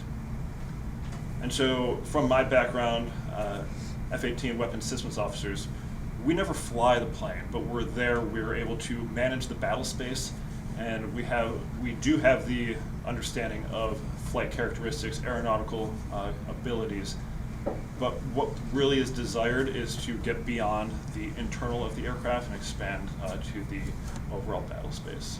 So I think that in a community that is going away, so the Legacy Hornet is planned to sundown by 2030, we can leverage that manpower to bring in this type of organizational change that I am proposing. So when we get into the training side of it, so when we look at flight leaders, so once you master your plane or good enough to move on, you become in control of a section, which is 2 aircraft. After that, you get 4 aircraft, which is a division. And then once you advance beyond that, you are a mission commander, and you can command multiple elements that are flying. And so I think that we need to really train mission commanders rather than pilots when it comes to the UAS community, because that will really get us to the traditional command relationship that we are able to have. So you'd have an officer which would be able to oversee the operations that are going on, while you have your enlisted sensor operators managing and controlling that system. And so the one controlling many model. So the Air Force did preliminary studies on this, and the cognitive ability is going to be 1 to 4. So one person is going to be able to command and control 4 separate aircraft with 4 separate formations. And so with this, if you look at it from the standpoint of we had 90 caps before, if we were able to, in the South China Sea, expand that to 400 caps and use the same amount of manning, you'd be able to have a lot more intelligence that would be able to be gathered and utilized. So with that, one of the overarching problems that the intel community likes to put out is it's just too much data to be analyzed. But when you look at things that are introduced and being introduced, like ChatGPT, the ability to access some of this, I think in the future, in near future, is going to change. So if you had somebody sitting on an island somewhere and he went on ChatGPT and he wanted to see a Liu Yang in the South China Sea, he was able to see a full motion video with mensurated grids of that ship, he'd be able to have it because we'd be able to have more assets in the area because we'd have one controlling many. This also leads into human on the loop. So the aircraft would be largely autonomous, and you'd have individuals such as myself that would have the ability to supervise and give a veto authority or redirect if necessary. And so with that slide. So in conclusion, so we have war is fought by humans, but in order to capitalize on the technology that is out there, we have to be able to adapt in how we implement it to fight future wars. And so when we're looking at Force Design 2030, we're not looking at mass anymore. We're looking at speed, precision, and fewer personnel so that we can leverage our technological capabilities to reduce our signature size out on the battle space. So I think with our unique position in how the Marine Corps is trying to redesign ourselves, we can also evaluate the future of air power through Force Design 2030 as well. Slide. Any questions or comments? Okay, so sure, thank you. Wanted to just an initial insight I took away was the on the slide where we talked about the simplified operator-defined tasks. From a systems engineering background, it's really interesting. Like you just break down flight phases, and now it's just like it's a thing the aircraft does instead of telling a person to do it. And it makes sense. Yeah, right. So I think we need to break everything up into smaller chunks. So everybody thinks that these AI systems are just going to go out there and take over the battle space, but until we get to some kind of general AI, which is like human type intelligence, these platforms are really just going off of an algorithm and what they're told to do.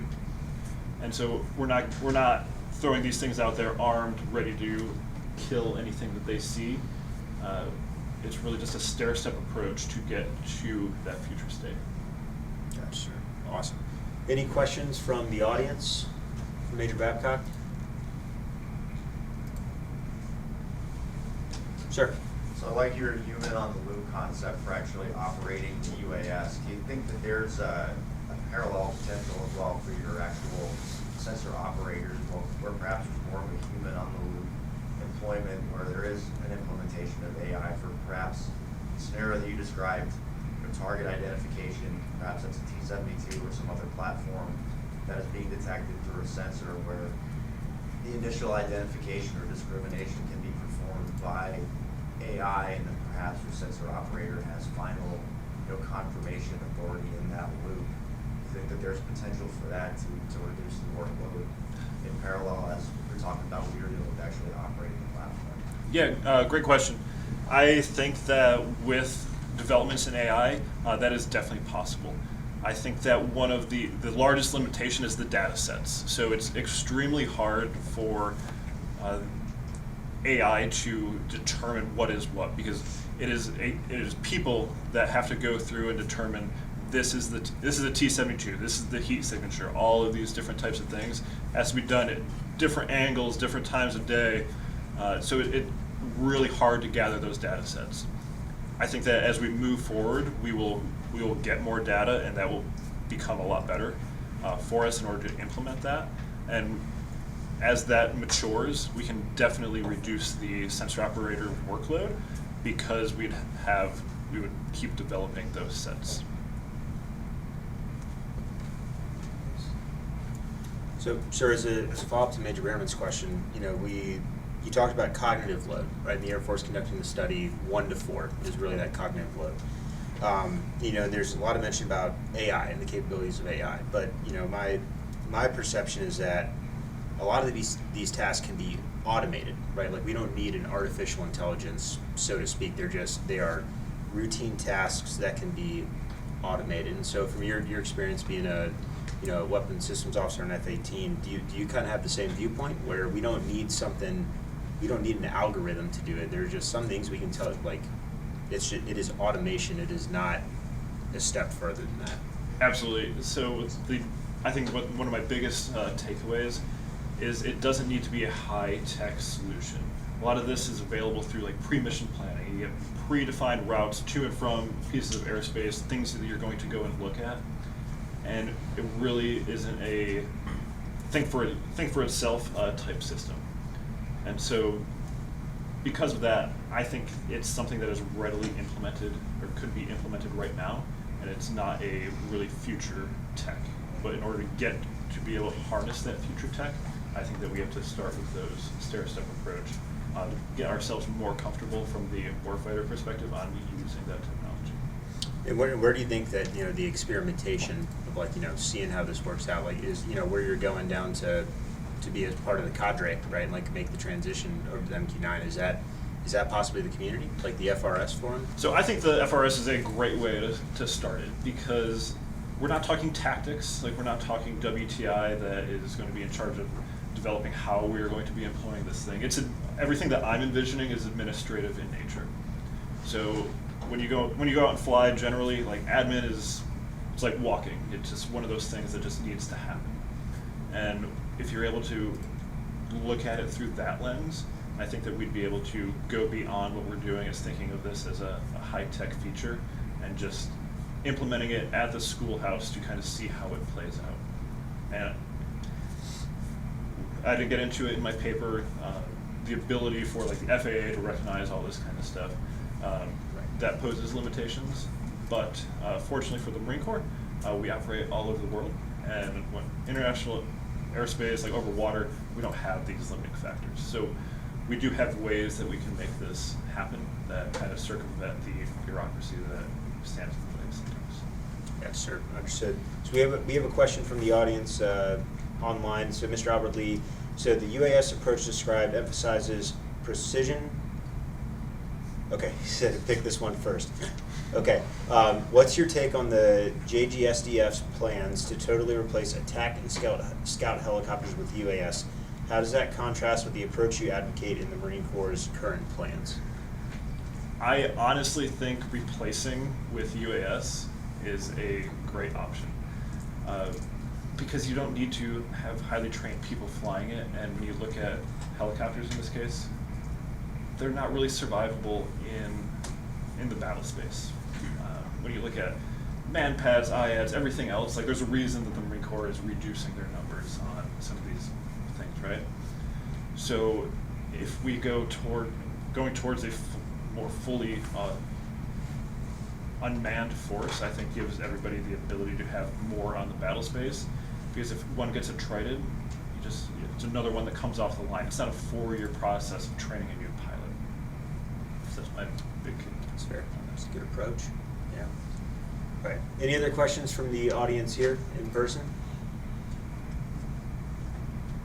So Lieutenant Colonel Chris Kovac, ops here at the university. So my question is, in your research, it makes a lot of sense. It seems so logical, but it sounds like it's not happening. So what challenges did you see that still need to be overcome in order to try and get to what you recommend? Yeah, so it's over a 20-year program. Like it's established. The Air Force has been successful with it.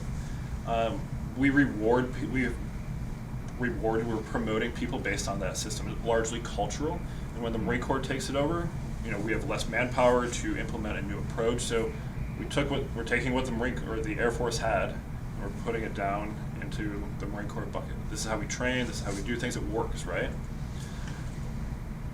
We need to come up with a way culturally as a force to overcome what was, and not take the easy way as we go forward. Because the capabilities are out there. The capability for automatic takeoff and land was there for years before it was fully implemented in the Air Force. And General Atomics is developing this type of technology. Industry is outpacing how the military is implementing these things. So do you see any potential reticence to implement this, to take this new method and try and apply it? Or do you think that they will be happy to accept this and move forward? Happy to accept the legacy model? No, the recommendation that we modernize, right? We try and leverage technology that is maturing now. It's not new. It's actually been around for a little bit and has been tested. So it's hard to implement change. Like, not everybody's happy with Force Design 2030. Fair. So I think it takes a kick from somebody up high to make it happen. Okay. But it's possible. I think that there's things that I could do going into this community to affect change. And it's hard going kind of bottom up, but I think it's all within the realm of possibility. It's gonna make a lot of work for a lot of people. Like, you're gonna have to redesign all your training, aids, like a lot of things. But I think at the end of the day, it makes us a more lethal force. Awesome. Yeah, thank you for the question, sir. All right, Major Babcock, sir. Thank you very much for sharing your research with the audience and for fielding their questions. I just want everyone to give them a warm round of applause. Thank you very much, sir. Ladies and gentlemen, we'll take approximately a 5-minute break to get ready to transition to our next presentation, and then we will break for chow following that. So thank you. All right, welcome back again. Now we'll move to a student research presentation by Captain Taylor Hershberger from the Expeditionary Warfare School, talking about a way to better communicate the intricacies of force design going on within the Marine Corps. So Taylor, over to you. Yeah, good morning. My name is Taylor Hershberger. I'm a combat engineer at the Expeditionary Warfare School. And I believe the Marine Corps has got a problem that they're currently trying to figure out. And it's communicating force design and some of the emerging doctrine and things that we're developing down to the junior Marine level. So if we can go to the first slide, please. So you can see there on the left, those are screenshots taken directly from the Force Design website. There's a lot of great information in there, but it's pretty high-level information. It talks about things like the Palm Cycle and future financial plans and strategies going forward, which is great information, very helpful, stuff that we need to know, but not very conducive for the Lance Corporal. That's not information that they're going to find very helpful to them. So what I did was I wrote a short story. And The Future Fight is the title of my short story. It's a short story that incorporates these emerging concepts in an easily digestible format for the Lance Corporal. In 2016-2017 timeframe, the Commandant at the time suggested a book for all of us to read called Ghost Fleet. And those of you who are maybe not aware or familiar with the book is a fictional story that tells the story of China invading Hawaii. What's interesting about the story is, number one, it is a fictional story, but it takes place about 20 or 30 years in the future. But connected to the story were links that described the technology that was being discussed in the book. So you would read in the story, the characters would be interacting with some kind of developing technology, and then right at the bottom of the page would be an actual web link that you could put into your browser and go read an article about that piece of technology being developed. It was innovative, and it was very interesting to be able to get some more depth and information about the technology. So I wanted to do something similar for force design. Can you go to the next slide, please? So on the left-hand side, you can see an actual screenshot of my paper. Obviously, I don't expect you to read that, but what's interesting inside of that is the blue highlighted links in there.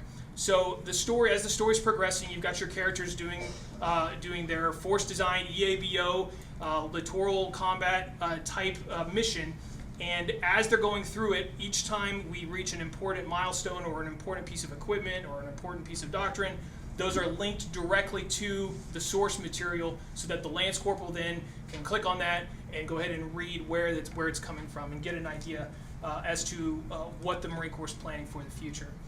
The idea with the paper, it's about 10,000 words long, so it's not super long. The idea is maybe a platoon commander or a company commander could hand it out to their platoon or their company on a Friday and say, hey, why don't you read this over the weekend, and then on Monday we'll all come back together. We can do a decision forcing case or something and figure out what you thought of some of the ideas in force design going forward. Next slide, please. So the story itself begins with a blockade of Taiwan, which has been in the news recently. So I tried to keep it as realistic as possible. The two main characters in the story is a major who is in charge of the EABO, the island itself, and then the main character is a sergeant who is conducting a lot of the day-to-day operations. So it begins with a blockade of Taiwan, and one of the first things that the unit has to do is figure out how they're going to get all of their stuff and things out to the island of Lubang, which is off the coast of the Philippines there that you can see. It's a real island. It's about 8 miles long, 5 miles wide. Fits very well within the littoral construct that we've been discussing. And so this fictional unit has to go out there and begin persisting inside of the West, which is something, again, that is commonly discussed at the officer level, but maybe not communicated super well all the way down to the junior Marines. The story contains things where the characters have to deal with sustainment challenges, command and control. They talk about foraging, positives and negatives, how to do that, how to interact with the local population, how to interact with soft units in their AO. And it really builds from a tactical level and shows how the sergeant is making decisions that feed into the operational and strategic level. The final act of the book is a shoot, no shoot decision. So throughout the course of the story, they're getting more and more capabilities brought to them on the island. And at the end, you've got the sergeant who is, he's not the fire control officer for a rogue nemesis system, but he is the ranking Marine at the physical location with the system itself. And due to some electronic warfare situation from the PLAN, he is unable to communicate with the major. He has visual confirmation of what appears to be an attack going on, and then this sergeant has to make a decision as to whether or not he's going to utilize the equipment and the capabilities that have been given him based off the commander's intent that has been described earlier in the story. Next slide, please. So throughout the story, they cover quite a lot of doctrine and concepts. And again, I tried to smash as much as I could into this 10,000 word story. A lot of various different concepts and a lot of different reading levels as well. You've got 18, 19, 20-year-old Lance Corporals who haven't read a book since high school. So we're trying to get them engaged with some of these more difficult concepts. And then you also have some more advanced students in the Marine Corps as well, who you want to keep them engaged as well. So for example, the kill web article that's connected to in the book is extremely technical and covers a lot of just the very technical intricacies of what goes into building a kill web and how to do it. So that would be on the higher end of that spectrum. But then you also have articles that talk about some of the best practices that are coming out of Ukraine today, how the Ukrainians are defeating the loitering munitions using screens and things like that. And so that's discussed in the story as well. So just a wide variety of doctrine and concepts that's provided for the Lance Corporals and Corporals to be able to learn some things that pertain to their MOS, or to their job. Next slide, please. We also discussed some upcoming equipment, some current, some that's in development. You can see, again, a wide variety of equipment. Each one of these has its own source material located inside of the story. Some of this, like I said, is in development, like the M240 Lima machine gun doesn't exist yet, is coming out. But that's something that the Marines may run into in the future. And then obviously, I mean, there's stuff on here that's still pretty far in the future, like the Navy's DDGX destroyer program. Again, all of these have links, and the Marines can read more if they so choose. Next slide. And then finally, I did my best to pull from as many sources as possible. Again, not a lot of Marines spend a lot of time, especially the junior Marines, spend a lot of time reading when they get out of high school. And sometimes, occasionally, they'll come up to junior staff NCOs or junior officers and they'll say, hey, sir, hey, ma'am, what are some things that I should be reading? What books should I be reading? What articles, what websites should I be going to? So the idea here was to create something of a reading list for the Marines to be able to try to stay up to date. And as you can see, there's a wide variety of things on there. And again, a wide variety of reading levels to be able to provide different source material for these junior Marines as they continue to try to develop themselves going forward. I think that's the last slide. Pending any questions, that's all I've got. Taylor, thanks. Yeah. I'm not sure if anyone else in the audience enjoyed Ghost Fleet as much as I did, but it was definitely a nice gut check, and the story, the storytelling aspect was just fantastic there. So it's awesome that you're doing the same thing, using it as inspiration for the Marines. So I'll ask the first question, then we'll transition. We already got a couple in the queue here online. Have you pushed this out to anybody? And what was the initial feedback you got from it? Just in relation to the story. Yeah, so initial feedback's been solid. I haven't pushed it out. We haven't published it or anything yet. We're still trying to figure out the best medium to do that. Obviously, online is probably better because then the Marines can click on the links and go from there. So we're still trying to figure out the best medium to do that. But initial feedback from some of the field grade reviewers that have been helping me make sure that I'm staying within the doctrinal constraints, making sure that I'm communicating everything effectively, has been solid, and they seem to think that this is something that has value. Yeah, I mean, just from an initial take, as we look at TNE 2030, it talks about asynchronous learning, self-paced learning for students, and this continuum of learning that we're trying to push for. Things like this, it seems like just a phenomenal way to add to that continuing education program throughout the Marine Corps. All right, so we'll go ahead and transition to the first question I had online. So from Dr. Joanna Sakira, so shoot, no shoot seems to be a very legal dilemma. Did your research touch upon legal advising, law of armed conflict, etc.? And if you didn't, why was that? Yeah, it did. So there was some discussion of law of armed conflict. Specific to, so a great example was in the story, the characters drive around in civilian equipment, but they are required to wear uniforms, obviously, because they're still representing the United States, and in a combat scenario, you still have to wear a uniform. And there's an article that links directly to that, saying, hey, this is the law that is connected to deception and how you can legally use deception in a warfare scenario.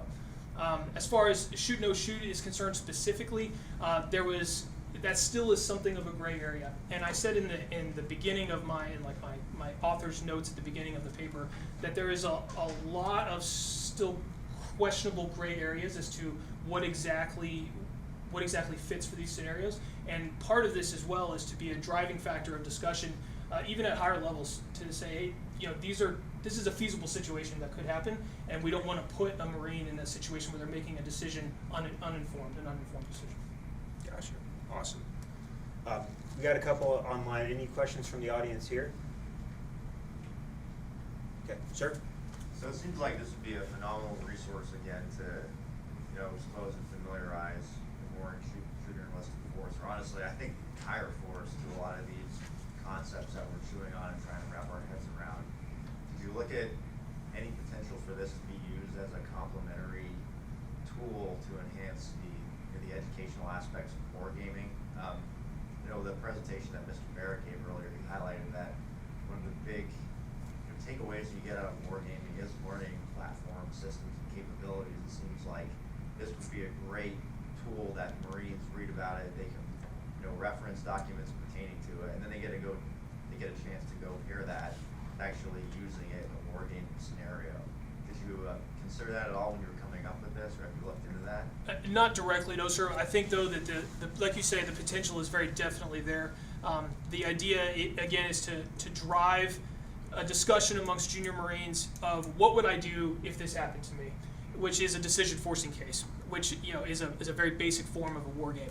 So I think it could very easily fit and could be a bolt-on or an adjustment that could be made to a war game to give it a little bit more of a personalized feel. Yeah, and I think also, gentlemen, the opportunity is like a part of a unit PME program, like to use the story and then develop, as you mentioned, sort of like small war games or decision forcing cases, and that becomes a composite program. You make your way through the story over time, and take little nuggets and then explore those and pull it out, and force the younger Marines to actually wrestle with it and make decisions like you mentioned. That's awesome.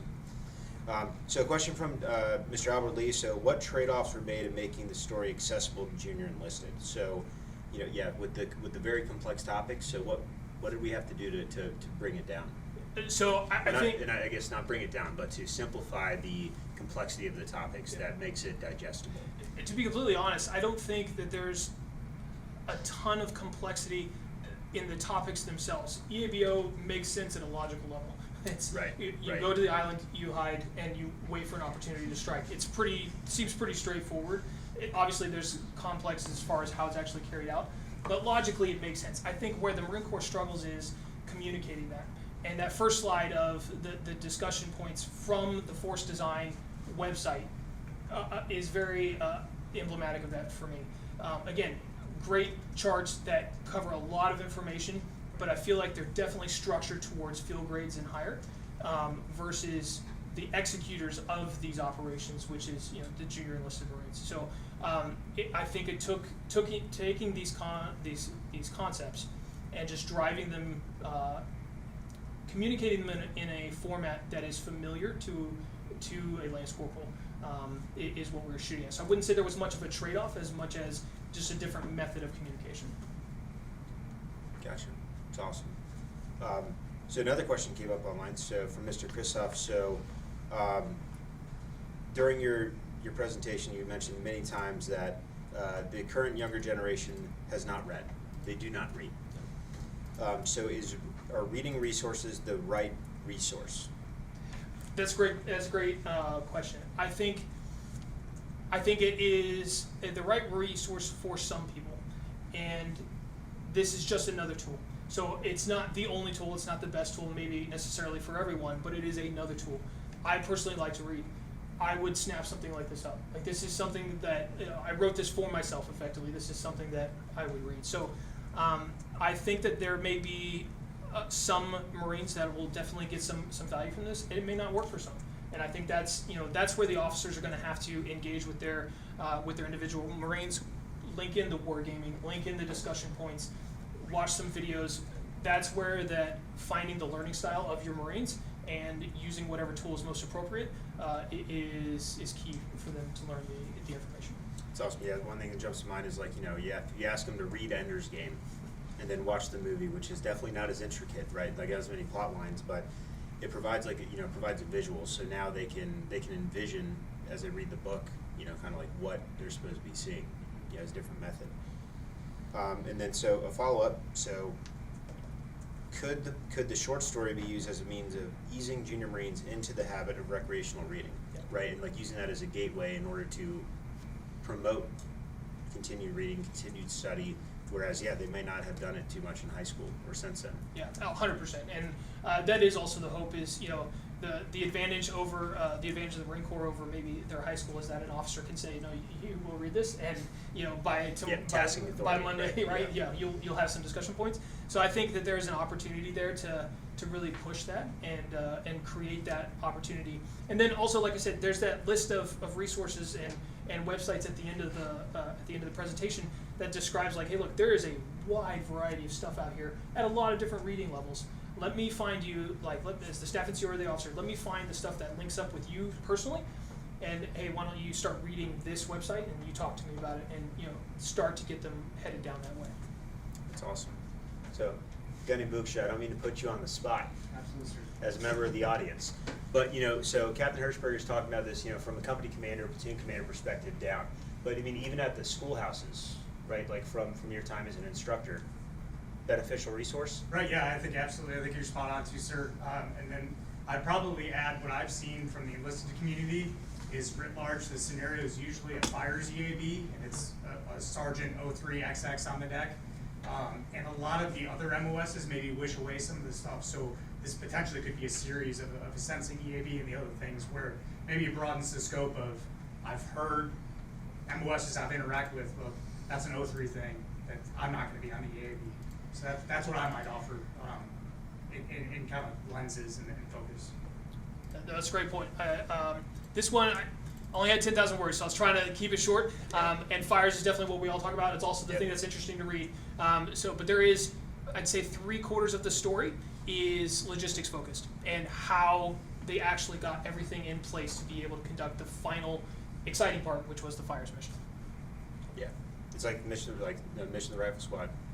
Close the last 300 meters, right. And it's like, how did we get to that point? Right. You know, yeah. Again, just your insight. You know, that's phenomenal. Looking at cross-functionally, you know, putting Marines in the shoes of different MOSs and their role in the whole picture.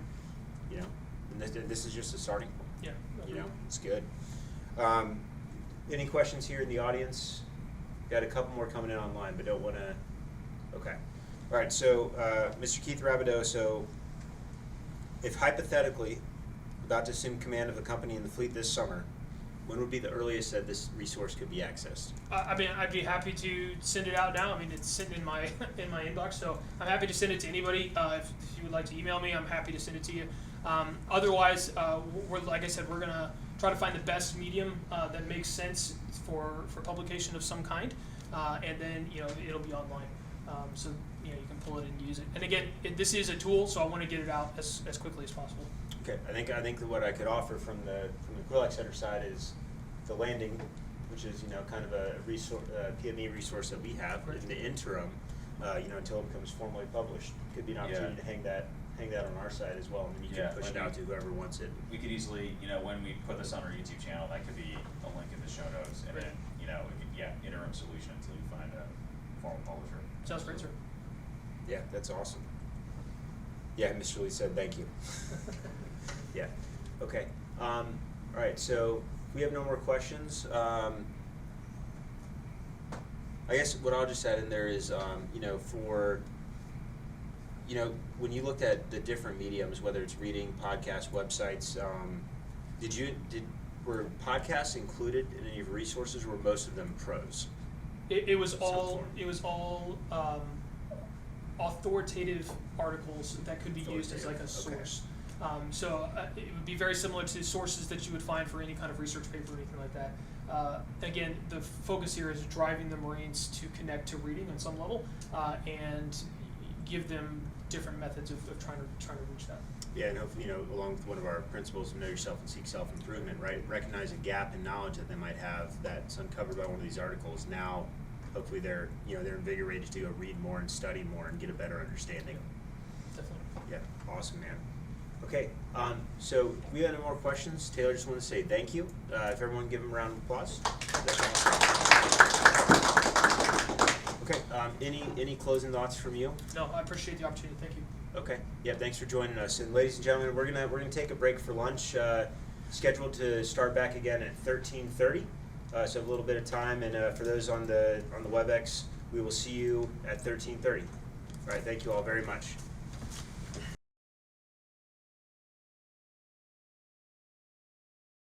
All right, so with us here today, we have Gunnery Sergeant Kyle Boksha, who is a recent graduate of the Advanced School for College of Enlisted Military Education / the Marine Corps Senior Enlisted Academy.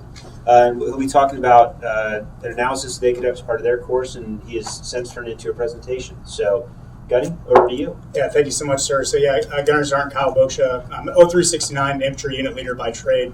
And as you spoke about, sir, had the chance to attend Advanced School recently. And I would just highlight that this is a product maybe a little bit different from the other presenters today. It's not really a thesis or more formal product that way. In Advanced School, what we cover down is kind of a situational awareness assessment. We call it a SWOT, which stands for Strength, Weaknesses, Opportunities, Threats. Largely used in the business world, but I see it as a like model of almost like a MET-T analysis of what's wrong with a given topic. So what I was assigned was what's wrong given my primary MOS being the 03, the infantry community. And this product is kind of what came out of it. So entitled Stand-in Forces Hiding in Plain Sight, and kind of the narrative will become how we don't have the correct culture to be able to do this for the future fight and for what a lot of the other presenters have talked about. I'm currently assigned to a Marine Corps Embassy Security Group here on Quantico, but previously I'm going to be leveraging some experiences at IBX 30 in Hawaii, 3rd LCT, and my time at the School of Infantry West, instructing both advanced mortarmen and infantry unit leaders course for up-and-coming platoon sergeants. And really some of the things we're doing well and the things that we're not doing so well in our training and education pipeline. Next slide, please.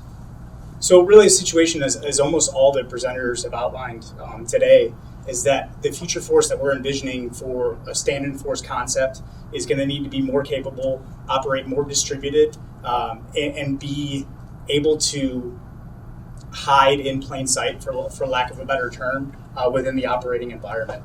I think some of the threats that are issued with that I'll get into in the next slide is we maybe, as an infantry community, and speaking purely for the enlisted, because I'm going to draw off my experience, maybe don't understand the full spectrum of that operation environment right now. We're a little focused on close with and destroy the enemy in the last 300 meters and a lot of the kinetic things, and we don't have a good grasp of the electromagnetic spectrum and how we can be observed by the different assets that are out there. And really that operating environment's being characterized by the proliferation of all of our facing threats of unmanned area surveillance, electronic warfare and signals intelligence teams, and all these different collection assets that can be leveraged against us that really can spoil any attack before you ever get within the last 300 meters and not set conditions for success. And our success, small unit success, are going to focus on our ability to understand that operation environment and how to leverage it to our advantage and to our capabilities and use those capabilities in the best practice that we can. Next slide, please. So really, my central theme, our threats that are facing the infantry in what I analyzed during my time as a student is we really don't have the training and education pipeline, or at least the focus on these three main topics that are contributing to the threats that face us in the operation environment. Number one, and most simply, is fieldcraft. I am talking about cover and concealment here and being able to hide from an adversary and their sensor array, but I'm also talking about our ability to sustain ourselves logistically. As a stand-in force within the WES, we're going to need to be able to sustain ourselves. Drawing from my own experiences in IBX 30, we generally didn't do too many experiments longer than 72 hours. And the critical vulnerability there was water. We didn't have really a good means to procure more water to be able to sustain ourselves. We've got some tools at our level, the small inline filters and some other things, and some iodine tablets that make do, but they don't produce enough to be able to sustain ourselves long term. Emissions control is a large thing that I've seen in the last couple of years. And it's great that it's being highlighted, but I'm not sure that as a community writ large, we really understand emissions controls and what we look like on the spectrum. Most of the platoon sergeants that I had the privilege of instructing, comm theory and kind of the electromagnetic spectrum and what all that looks like it might as well have been Greek, to myself included, and I had to learn a lot of it, and I still do not. So really understanding what it looks like when we hit push to talk on a radio, and the second and third echelon effects, and really what that does for your ability to be targeted by an adversary force is something we really need to look at, and how are we going to go about doing that. And I touched on it briefly, but logistical sustainment, again, a lot of Marines go to prep for the field, carry 3 DOS chow, plus snacks, plus everything else. It's just not sustainable. It doesn't suit for light infantry and our maneuverability and our ability to stay hidden. And it's something we definitely need to take a look at in our training and education pipeline. And I'll highlight that as strengths later on. That I think some units that are doing it very well right now. I'm seeing some articles. Next slide, please. So again, strengths and what we do with our analysis. Strengths and weaknesses, I'm going to focus internal to the organization, in this case, the infantry. Things we're doing well, and then weaknesses, things we're not doing well. When I move on to opportunities That's going to be more external things that we can leverage. And that's kind of the model that CME and the advanced school utilizes. But one of the biggest strengths that I see right now is new courses that are coming online and just their method of education and how they immerse student-centric learning and not just PowerPoint branch chain memorization. So two of those being the Infantry Marine course and Jungle Leaders course. So the former Infantry Marine course kind of replacing and modifying what infantry training used to be, Infantry Training Battalion, ITB. You are now seeing Marines are making ghillie blankets. They are making scree for their helmets. They are receiving a warning order from the combat instructor the night prior. And hey, be where you need to be with the equipment you need to have it to do this next evolution. So I think that's great. It really helps. It helps facilitate a better critical thinker that can operate disaggregate, that can understand commander's intent, and that can really leverage those things. I had the privilege when I was in 3rd LCT to receive kind of the first batch of the IMC Marines. I'll tell you that I think their capabilities were on par with any other ITB Marine. What I will highlight as a difference, though, is their ability to analyze a situation and make decisions on their own in lieu of maybe further guidance. So maybe some of that lack of initiative wasn't there as much. That IMC product was a much better entry-level infantryman that could understand intent, understood what needed to be done. Didn't have all the tools yet, but at least had the bias for action that we were looking for. And then Jungle Leaders course is recently started up in Okinawa, kind of really just highlighting how to operate within a jungle environment, which I was woefully bad at. In Hawaii initially, just had no experience with it. Was a West Coast Marine most of my career. So that's really going to highlight and hone some of the skills that we need to do in the operating environment that we didn't expect to see within the island chains. Did have the ability to interact with some signals intelligence and electronic warfare teams, organic to 3rd LCT, which was huge. It was big to understand that information related capability and what they could do for us. I would say that I probably didn't use them as effectively as I could have because of some authorities issues and understanding how to leverage the effect and letting them do their thing and have a little bit more disaggregated control there. Again, things that I needed to do better, and I would argue probably the community needs to do better as well, but at least they're there and we have them down to the lower level. And then finally, 12th Marines, 8th Marines, a couple other articles that I've seen recently. A lot of units are turning to foraging techniques or learning how to butcher animals, how to procure water in an adverse environment, desalinate things, how to contract with the local population, the local government to help sustain yourself as a stand-in force, which I think is going to be huge. I think that needs to continue and it needs to be integrated into training exercises so we can understand better how to do it. Next slide, please. Some of the things that we're not doing great internally, again, minimal training and readiness standards when it talks to signature management, both field craft and emissions control. As I'll highlight in a later slide, there's only 2 tasks that specifically talk to camouflage a position. There's no tasks currently that I'm aware of that talk to emissions control and when you are going to break squelch and hit push to talk and push reports in a calm, degraded, or denied environment. So that's just a huge weakness. We're not training to that really until I would say you reach an NWX or a Steel Knight or one of these large-scale exercises where, okay, let's hit go and let's see what's going to happen there. So it just, to fully inculcate the culture, we need to start at entry-level training, and it's just not set up that way right now. I would also say that the community doesn't really have a knowledge of what their electromagnetic signature looks like. A lot of things are talked about light and noise discipline and that spectrum, the portion of the spectrum. However, again, friendly force analysis, and when I hit that radio on a SATCOM MULOS, what does that look like? I've been told a lot the best practice is directional HF, and that's low detectable, low observable, but so is directional VHF. And what are the differences, and what do those things look like? I did not see that really until I got to Hawaii with those internal SIEW teams at 3rd LCT to fully understand what my unit looked like in the spectrum and what are those effects when I do key out, when I do use my tablet, when I do send information as an EAB to an aircraft, things like that. Just fully understanding that, because how are you going to understand your vulnerabilities if you don't understand what you look like in the spectrum to an adversary or a pacing threat. And then finally, and this one I think kind of comes down to an authorities issue, but it also comes down to a trust issue. As a stand-in force, we're going to have to be disaggregate. We're going to have to be in conjugated environments. I'm probably not going to be able to talk to higher level commands or quote unquote decision makers, depending on the emissions control environment and what restrictions are on there. So I feel like we don't really practice that, again, with the exception of Steel Knight maneuver warfare exercise, those other big level exercises where we kind of just expect to be good at it. In any after action that I've read out of MWX, generally that's the chaos where everybody learns.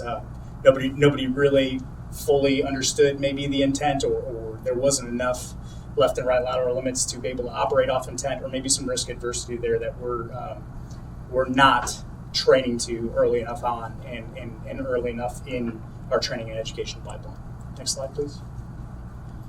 So these are a couple images circa 2017. Gunnery Sergeant Chad Skaggs, I'm not sure if you're on, but these are all his experimentation and images here. So this is taken, again, 2017, Camp Pendleton, from a Group 1 hand-launched UAS that's pretty prolific within the infantry squad now and the LCT. And you can see some altitude information there and what they are, but again, like our signature management and our field craft here, this is a hand-launched commercial off-the-shelf DJI Phantom, I believe. Just picking out really easy there from 2,000 feet on a quick flyover of what people look like. There's a bunch of other images of his experiments of fighting positions done at Infantry Training Battalion, and even just the sandbags and the shape, color, shine, and the lack of overhead coverage, and just your ability to pick these out from altitude, from distance, and just really a quick pass over. And to my knowledge, reading the after action on this experiment, none of the Marines ever knew the UAS was there. So you maybe never even knew that it was in the area collecting on you. And then these are just, again, examples of bad field craft. Overall, I think we've gotten better recently of what these look like, but just highlighting, we've got Group 1A SUAS everywhere, so is going to the adversarial threat in these island chains, and probably Group 4 and 5, whereas, hey, they could target and kill all in one if we're not exercising these things. And then again, just highlighting the current training and readiness manual. Those are the two tasks that specifically talk about camouflaging a vehicle or position. There's 14 other tasks that mention it as a minor performance step, but no real honing of, this needs to be an inculcation of what we do day in and day out. To be found is to be killed, and then essentially that stand-in force is not going to be able to leverage and project power both from naval and joint force counterparts. Next slide, please. So some of our opportunities. I'm going to leverage these from 3rd LCT again. Unfortunately, that's where most of my experience comes from, but great training environments in Hawaii, in Okinawa, to really simulate the environment and the realism that happens there. Guam, maybe there's some training opportunities there. What I'm getting at is that the maneuver warfare exercise that we conducted in 29 Palms as 3rd LCT just was not a conducive environment to really practice some of the things that 3rd LCT was focusing on in their geographical area. TTCG did the best they could with the scenario, and it really worked. But short of putting some overhead cami netting and doing some radio etiquette procedures, that was really about it. So really leveraging like environments so we can hone these skills, practice them. Jungle Leaders course out in Okinawa is going to be critical for us to hone down our SOPs and TTPs and what those look like. Fieldcraft from entry level throughout all training evolutions. Admittedly, when I was an instructor at Advanced Infantry Training Battalion, we did talk about covered and concealed routes and MET-T and things like that. There definitely were not the level of focus that I would have placed on individual fieldcraft techniques and not being able to be observed from red air or adversarial UAS assets or observing techniques. And that's really something we need to start leveraging across the infantry. I think one of the ways we get there is bullet 3 there. We use our friendly force sensors and assets to map friendly force positions in training, what it looks like in the electromagnetic spectrum, so that unit leader, platoon commander, platoon sergeant, squad leader can fully understand what his force laydown looks like and where were maybe the gaps that they created because of their actions or their inactions when it comes to emissions control and field craft. And then kind of finally on opportunities, I haven't seen personally too much the usage of cost-effective decoys or means of deception. At maneuver warfare exercise, a couple things I did to simulate my cat platoon or my vehicle is I would take MRE heaters and I would put them in an MRE box and I would put it out there. So at least I'm giving something for the adversarial sensor to go look at. But I didn't really see anything at my level that I could have used that was cheap, a leave behind type of thing to emit a VHF or UHF signal or emit a heat signature or anything that could deceive or overwhelm adversarial sensor array. Because again, just getting into the OODA loop and all those things, if I can saturate those sensors, if I can saturate that AI or whoever's sifting through all that data, at least I get a little bit more time of survivability to be able to protect and have force preservation for my unit. Next slide, please. And then really just encapsulating all this into a recommendation in the export of the SWAT is just leveraging our training venues and sites to allow Marines to employ these techniques. I think our previous briefer had talked about it a little bit. We need to take a look at a lot of our training facilities and range areas. Some of the special use airspace for SUAS and sensors don't really facilitate ease of use for the end user, i.e. platoon commander, platoon sergeant. So we need to look at that. Traditionally, the TTP is throw up a restricted operating zone, or RAS. It's usually about 500 meters up to about 500 feet. It's temporary. That generally isn't going to fit the bill for mapping a friendly force because it's going to be stationary. I'm going to know where it is. I'm not going to get multiple vantage points. So really looking at that, we had some stuff with loitering ammunition in Hawaii where, again, some range restrictions maybe aren't allowing me to employ these assets. So we really need to look at that on training venues and facilities. And then SIEW units, analyzing our emissions signature and what we look like. I've got a references page here at the end that I'd like to throw out to anybody who's listening or on the line. It's the Signature Management SOP and the Emissions Control SOP, written by Gunnery Sergeant Jack Skaggs and others. But there are a lot of techniques, TTPs, systems approach to training methodologies that small unit leaders can really leverage to immerse their units in some of these things. And then finally, again, these means of deceptions that are cheap, I can leave behind, and can help maybe make a small infantry squad look like an infantry battalion COC, and just, again, move sensor assets away from maybe what the main effort is. Next slide, please. Just going to open up for questions here, and then the references will be the last slide after this. And just want to, again, highlight the emissions SOP and the signature management SOP. Awesome. Thank you. Just a little more time. Yep. It's a good quote. Just need a little bit more time. A little bit more time. Okay. So in the interest of time, before I ask any follow-ups, any questions from the audience? Gunny, you talked about TNR manual tasks. Yes, what would that look like? Are we talking like just 1,000, 2,000 level, or is that something that you see going up to like the company level for kind of these MCON missions sort of tasks? Yeah, great question, sir. I see it starting at 1,000, 2,000, but I think it needs to permeate all the way through, up to and including the MLR. And the reason why I say that, 1,000, 2,000 will set the baseline. Inevitably, we all forget what we learned in ITB, TBS, so on and so forth. So I think it needs to continue to be in there because what I've seen in training and development and just small unit tactics, if it's not in the training and readiness manual, I'm probably not going to train to it because I have all these other requirements that I have to prioritize. So my short answer would be throughout, sir. And I see it largely as a small unit leader role to make sure that these things are happening and make sure that the training environment's being set in a way where we're going to continue to do that. Maybe I'm going to a CMP range, I'm not bivouacking with the rest. I'm in a patrol base or I'm pulling a defense. And I'm not doing that to be hard. I'm not doing that to create austere conditions. I'm doing that because it's going to cause me to survive. So that's how I would see that, sir. And I largely think that myself as a staff NCO have not done that well. And I think writ large, we could all do a better job at it at my level. Any other questions here in the audience? Sir? So talking about airspace for small UAS. Yes, sir. How do you see, like, what are the requirements that you think that we need to do in order to lift kind of that restriction of setting that airspace? Because in my mind as an aviator, I'm thinking about, who's talking to the MAX to coordinate that airspace. Where is that training coming from for the folks operating the SUAS?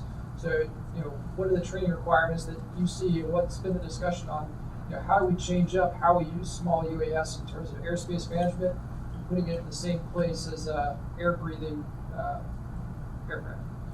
Yes, sir. Great question. So I had the privilege to go to Joint Fires Observer course. So I've got a little bit of background on it, and I think where I'm going with that, sir, is that I think every squad leader and above needs that type of education to fully understand airspace management and how that flow works. I think a restricted operating zone that's maybe 500 meter radius up to 500 feet is a good start. But I would argue that at that altitude, the only deconfliction you really have are with assault support aircraft and skids and Cobras. So I guess to get after the genesis of your question, the squad leaders really need to understand airspace management and the things that need to happen and the conditions that need to be set before I launch the SUAS, because that's not currently there, I don't think. I've seen a lot of quadcopters launched, Puma Ravens, Group 1 type things, without ever reaching out to a DASC or to a FAC-A or whoever is there controlling that airspace. So I think it needs to be at all levels just because of the nature of how disaggregate future formations look like they're going to be. It's one more thing that we need to focus on, but it's important to be able to leverage a sensor array that's going to enable a kill web. I'm not sure if that gets at your entire question, sir, but I would say squad leader and up needs to fully understand that, including that UAS operator at the Group 1 level. Any other questions here in the room? Okay, so one from Mr. Albert Lee on the outstations, and then that'll probably be our last one, Scotty. So, concerns with interfering with civilian activities on exercise areas closer to populated areas. Are there any for when we look at electromagnetic spectrum, that kind of stuff? If so, and what is being done to avoid or mitigate the issue? Yeah, that's a difficult one for me to answer. I have seen that with our SIEW teams that we've used, and I've used at the platoon level. That's been a large issue. So if we're going to utilize an electronic warfare means or anything like that, there's always concerns with bleed over and green cell considerations there. I would argue that to better train to that, we need to start incorporating green cell activities into every large training exercise. There should always be a green cell in there. There should be, networks that we can potentially interfere with. And then also, if that does happen, allow that interference to happen in training, and then let the information environment develop in such a way where maybe it's not as permissive in an environment for the standing forces anymore. And what I think that will help do, and I think this is getting at the question, is that then I can fully understand that it's not as simple as me just flipping a switch on this device to achieve my effect, because I would have those bleed over into green cell, into the local populace. And I don't really think we see that in large-scale training exercises right now. I wasn't a part of the MLRTE most recently. I had left before then. But largely, it seems, for the infantry battalion, the green cell consideration is usually just the local populace and kind of an urban or a mountain environment and how you interact with them, and it evolves that way. But I think on the spectrum is where we need to get to, and they need to operate in that environment because it will also shape the information environment, which, again, the infantry doesn't do a great job of understanding. It's almost like, we have SDZs for weapons and lasers, but maybe there's an electromagnetic one to make sure we're able to contain the energy where we want it to be. Yes, sir. Or frequency, bandwidth, or a range, or a thing that we cannot do. That's right. Awesome. Well, Gunny, thank you very much for your time. Really appreciate the presentation, sharing your SWOT analysis with us. Ladies and gentlemen. And ladies and gentlemen, we're going to take a quick 5 minutes, and then 1500 we'll roll into our next presentation by Captain Andersen. Thank you. All right, ladies and gentlemen, so we'll go ahead and move on to our next presentation. So here with us we have Captain Noah Andersen, who's going to be giving a presentation on titled Abandoned Maneuver Warfare and Why MCDP-1 Must Change. So for those familiar with the Marine Corps, this is our seminal document. So with that, I will turn it over to you. Thanks, Ben. I just will start this off by saying I'm an 032 infantry officer at the Expeditionary Warfare School, but also a more important disclaimer is everything I'm about to say should in no way discredit General Gray, John Boyd, John Schmidt, Bill Lind, or any of those that came before them that helped get us to maneuver warfare, MCDP-1, and formerly known as FMFM-1. All of those things are a foundation that we're looking to build upon. So everything I'm going to say here is to say that, hey, they have already laid a great foundation. However, as time goes on and our understanding of warfare increases, it is imperative to us to adapt to that change. So with that, we'll do next slide.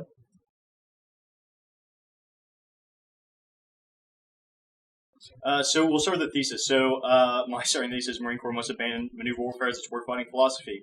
This is not to say that maneuver warfare is a bad doctrine. Is that as a warfighting philosophy, it is a couple things. First, it's incorrect, it's incomplete, and it's insufficient.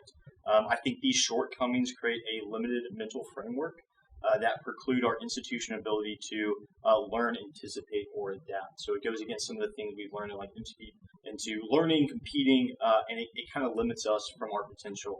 I think we can fix these by revising MCDP-1. That's a pretty easy solution to this, and I think that this revision will better prepare us to fight in the 21st century, not only against peer competitors, but against any of the competitors that we might have. An important assumption that all of this rests upon is that doctrine matters. And doctrine matters in two ways. One, force design. I think we've already heard that force design is something that we're all talking about. But it also matters in force employment, which there's different theories on what are the primary determinants of for outcomes in conflict. One is technology, one is numerical preponderance, but there's a huge argument to be made that force employment and those subordinate doctrines that militaries use are primary determinants. That is what causes wins or losses. If we can affect that through our doctrine and our seminal doctrine, and that is the easiest way that we can win, and it helps with the congressional budget. Next slide, please.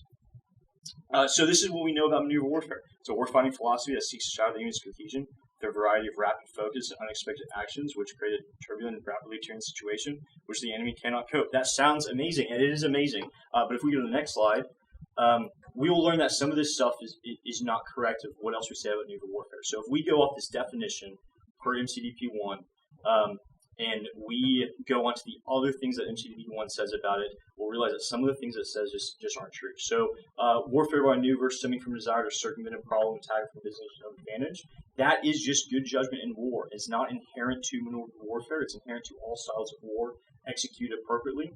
Success by maneuver, unlike attrition, is often disproportionate to the effort made, is also not true. I think an easy example would be Operation Michael in spring of 1918 for the Germans, and we'll look at some other examples later on this presentation of why the correlation between maneuver warfare and low or high casualties, it doesn't exist. There's other causes for that.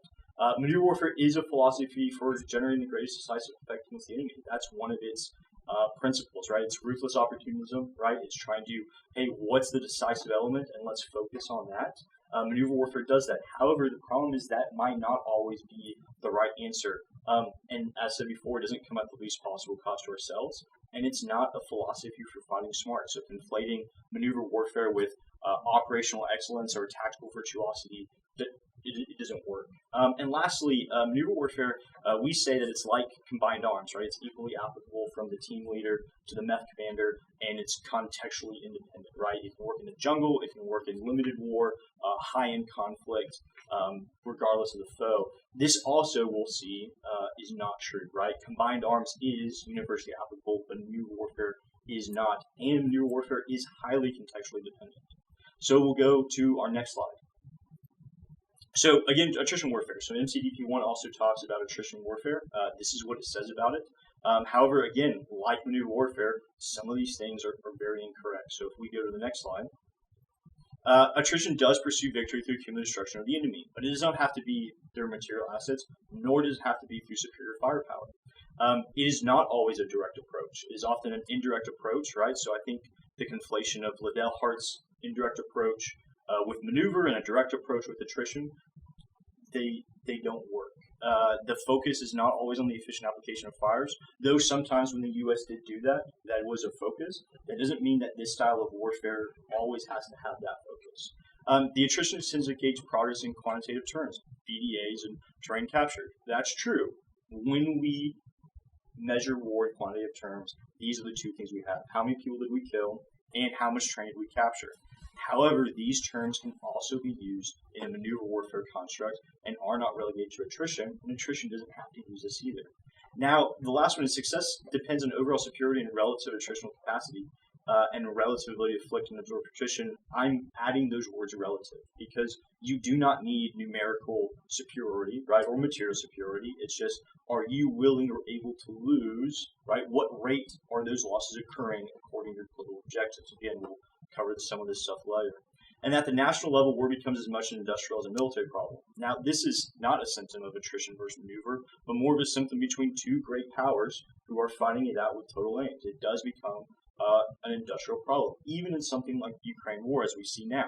Probably one of the biggest impacts in this war of attrition. Yes, we can see that it's an industrial problem, but they don't have the firepower to second conditions for the successful maneuver. We're running out of 155 shells. By we, I mean the Ukrainians. But historically, nations and militaries that perceived they were numerically and technically superior, that's saying that they've adopted attrition warfare is also incorrect, right? And we'll take a look at some examples, but it's often the inferior, smaller force that says, wow, before we delve into this maneuver phase, we're going to do this war of attrition to set those conditions before we go in there. A similar example can be seen of how we understand shaping fires before decisive elements of operations. That concept applies.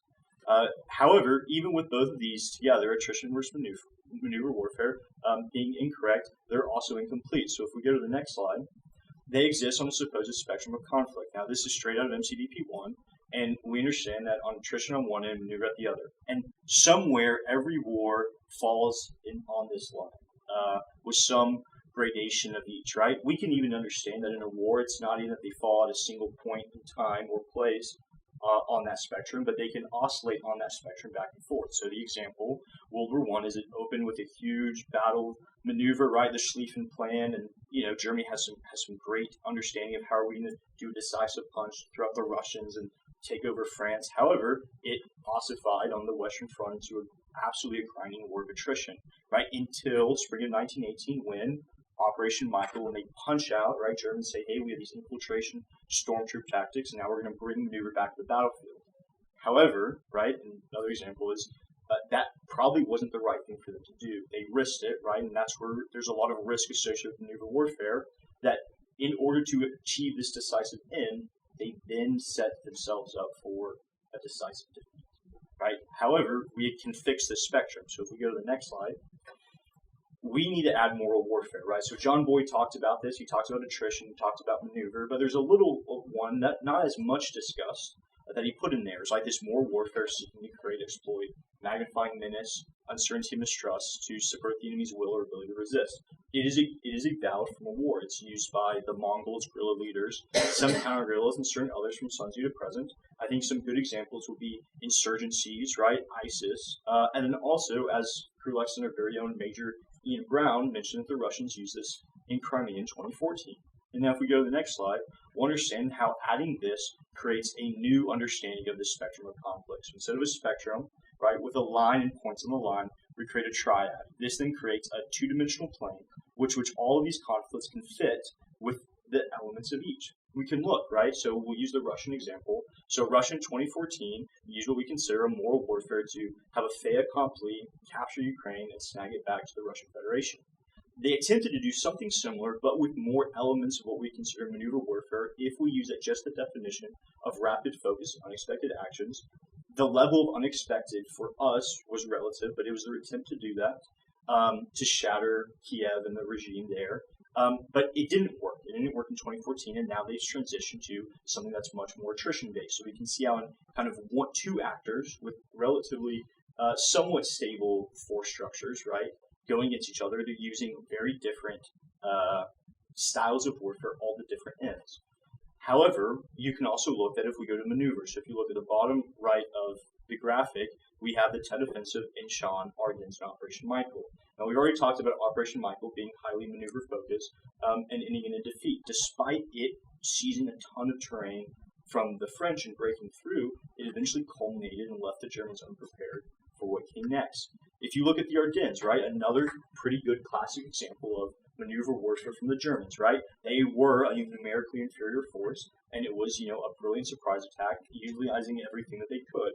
However, that also failed, and it failed precisely because they did not have enough, right? They were numerically inferior, and they ran out, right? They also didn't have the combined arms necessary, right? They didn't have the air cover and air power to achieve that to the end. Now, if we look at Incheon, a very good example of maneuver warfare working in that context. Now, if we also look at Tet Offensive, which is the last one I'll cover on this slide, is a Tet Offensive from the North Vietnamese and Viet Cong perspective. So their force, right, we remember it as a moral victory for them, right, a political advantage that they achieved by surprising us and the South Vietnamese government. However, on the tactical level and even operational level, they suffered twice as many casualties. And the Viet Cong, right, were decimated for the rest of the remainder of that conflict, and the North Vietnamese were unable to mount a major offensive until 1972, 4 years later. Now, the war, we lost that war, but from a tactical perspective, their attempt at maneuver warfare failed. And it's not that they failed because they failed at maneuver, but there's other things at play that determine the success of these different styles. All of these are ultimately contextually dependent. So they do depend on terrain. They depend on what your aims are. So Korea post-1950, specifically Ridgeway in 1951, was uniquely suited to wage a war of attrition and limited political aims for a ceasefire. And moral. So all of this goes together to go, okay, these styles of war, they matter who our foe is, what the situation is, and how we're looking to achieve it. If we go to the next slide, now we can look at, okay, well, what really causes success in these situations? So there's a modern military system that has a series of doctrines, right? I've listed a number of them on here that really are the primary determinants of what we consider like success in war. And we'll get to how they played with the conflicts. But we can break them up into two categories.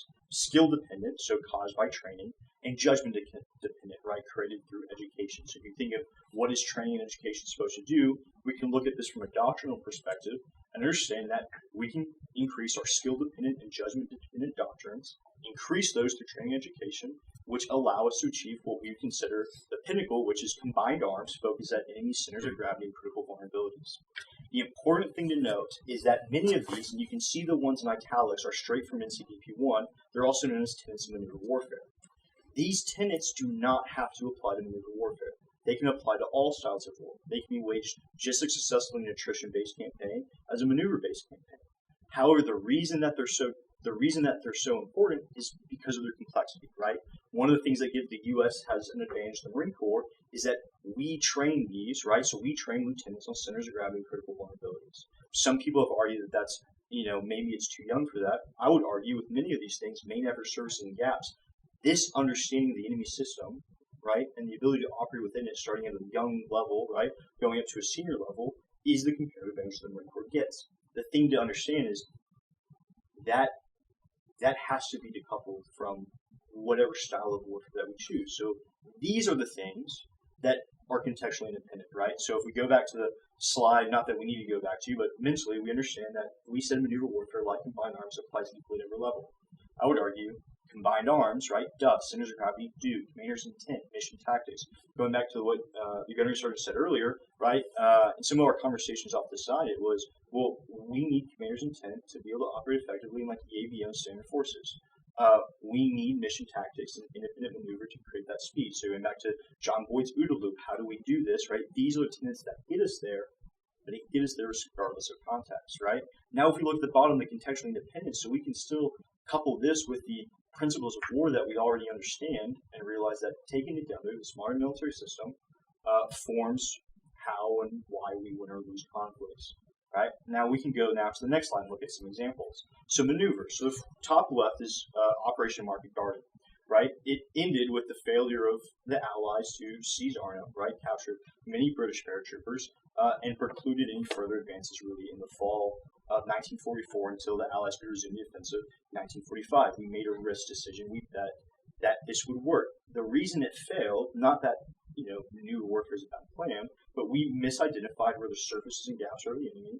And the units, right, so the British paratroopers at Arnhem lacked the combined arms, right, anti-armor, all that other stuff, that would have enabled them to hold that bridge and, cross the Rhine all the way into Germany by Christmas.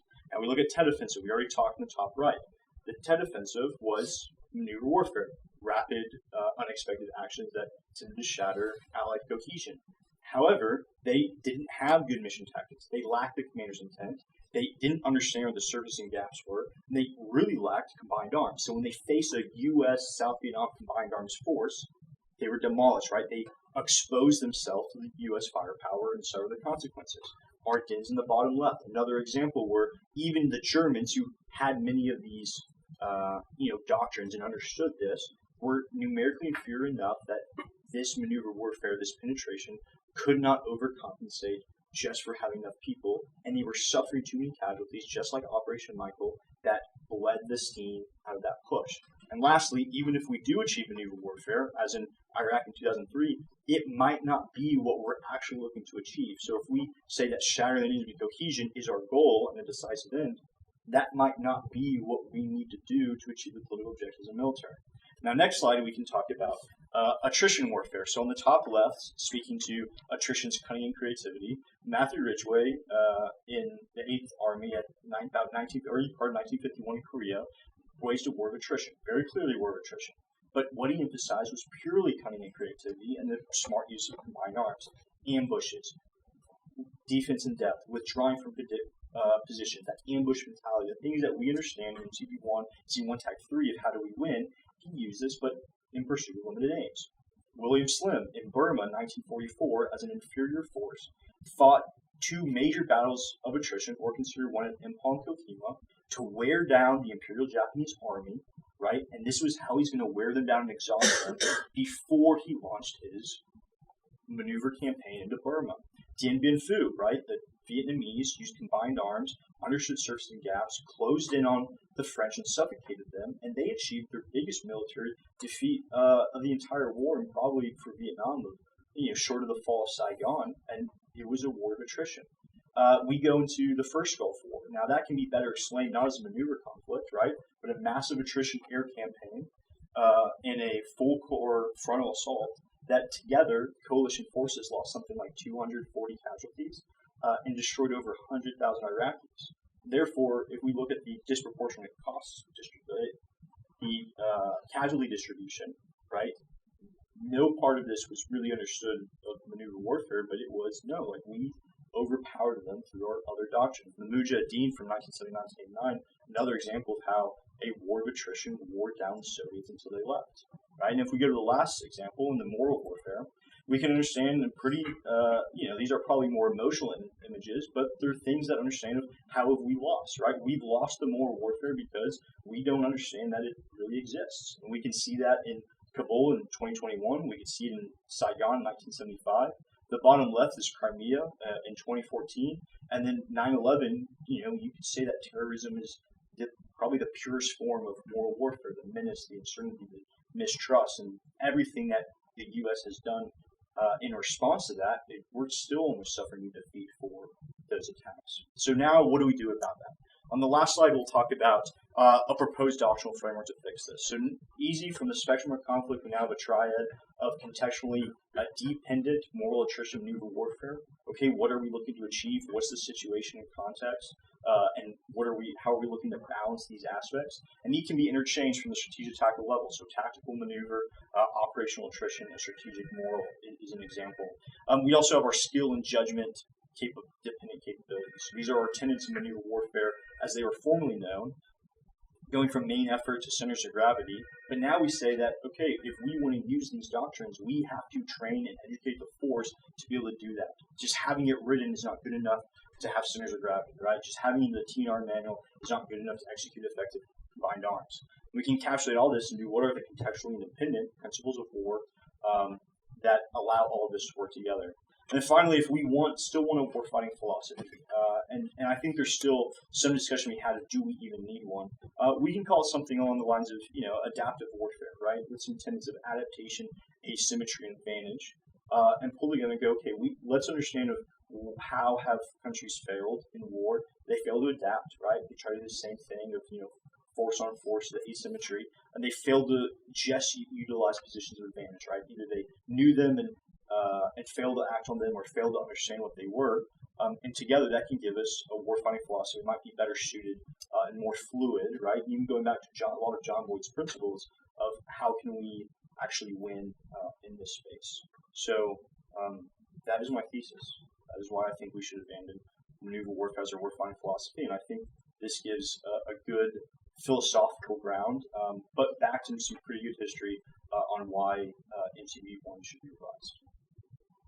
Are there any questions? Okay. All right. So, ladies and gentlemen, we have 10 minutes on the clock. If anyone would like to open up with the questions. Not so much question, more of a comment, but General Gray definitely considered this a warfighting philosophy.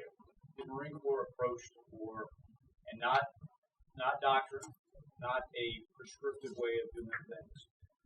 And so, it also there's differences between FMF1 and MCDP1. Sure. Those are somewhat critical differences because I'll argue that it wasn't improved when they made those changes, and I think General Gray would probably agree with that. But that said, I'm still not quite sure where you've argued that this falls short as a warfighting philosophy. And philosophy is the key word there. Sure. And that this adaptive is a better philosophy. You want something that's simple and understandable. To give it kind of lateral example is, General Mattis, 1st Marine Division's warfighting philosophy is, no better friend, no worse enemy, first do no harm. And he imprinted that on every single Marine sailor and soldier in the division prior to crossing the line in 2003. And it turns out when we went back in 2004, we didn't change a single word to that thing. And it was still just as valid as the division's warfighting philosophy, if that makes sense. So, kind of tying those things together, can you give me a better sense of kind of soundbite-wise? Yes, sir. Why maneuver warfare just isn't getting us there, and why adaptive warfare will get us there? Yes, sir. I'll carry on. The adaptive warfare is MCB1 says that we need a warfighting philosophy. If we do, then I think creating something that's a little bit more kind of encompassing in adaptive warfare is a good example. I also am not bought on that we do need a Marine Corps-wide warfighting philosophy. I think warfighting philosophies are very good for commanders, right? Because it's a commander ideal, and commanders can guide that in some sort of a commander's intent. But in a Marine Corps-wide, maybe it's not there. For the maneuver warfare aspect, it's because maneuver warfare as a warfighting philosophy can lead to some pretty dangerous mistakes. And I think the mistakes are, and it's maneuver warfare is an empty promise. So going back to its definition, it is a way of fighting smart, right, against a numerically superior foe while incurring less casualties. That's not true. And that's where the problem, that's the core of the problem with maneuver warfare, is that it is what it says, right?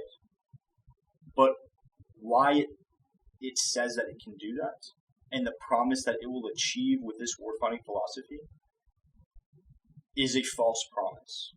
And if it's a false promise, even if it sounds good, and even if it makes Marines feel this is how we're going to win, I don't think it should be part of our doctrine. If that's helpful enough, sir. So maybe pull Fred a little bit more on yes, that. sir. Because I don't know who else has a question, but really, we do need a warfighting philosophy. But let's put a pin in that for a second and do a little bit of quick placement. So this was FMF1 was written during the Cold War, and the Army had a very clear mission. They were going to blunt or at least slow down the Soviets from flowing through the Fulda Gap and all that sort of stuff. General Gray was left with, what are we going to do with the Marine Corps? That's where we developed this whole concept that we'd be deployed on the northern flank and Norway and all that sort of stuff. And then he started developing this. Hey, we're small. There's no way we're going to go up against big Soviet formations. So how should the Marine Corps approach warfare? And so that's kind of the genesis of the maneuver warfare.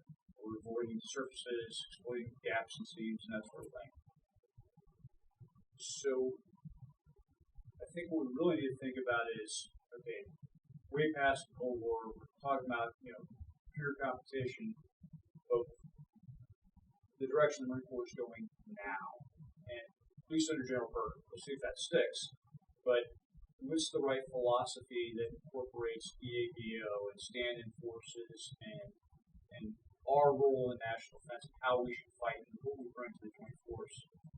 So I think looking through that lens, that's how we need to develop or improve on a warfighting philosophy. Is that it makes sense, sir. And I think you bring up another good point is, like, I think there's an understanding that, per fleet tactics, and sorry, I'm an EWS student, so I just know my own internal curriculum, is they talks about naval warfare being inherently attrition-based, right? And so if we're supporting the naval force, one could be an argument of, well, we could, we should be more attrition-focused.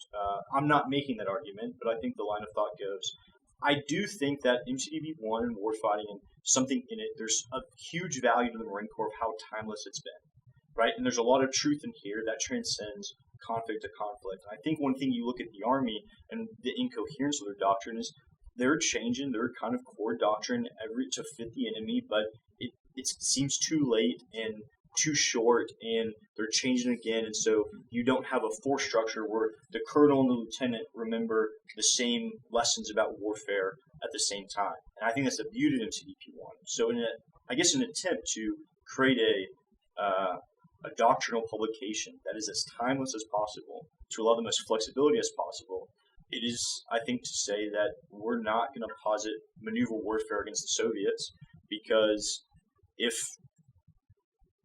we're not fighting the Soviets, and I think to make something right now to fight the Chinese, right, we're just using that example, if that's what we're talking about over Taiwan, is in a couple years, it either might have already happened or might be at a point where it won't happen. Yet we now have a publication that's oriented on that, where history will show that our losses, and I think I showed on the screen, were not from peer competitors, but from people that we greatly outnumber. And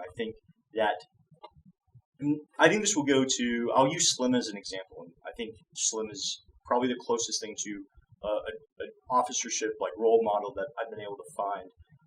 It's because he was able to adapt these styles of warfare, right? So when he first took command, he knew that he's not here to fight. He's here to literally just regain the competency and strength of his unit, right?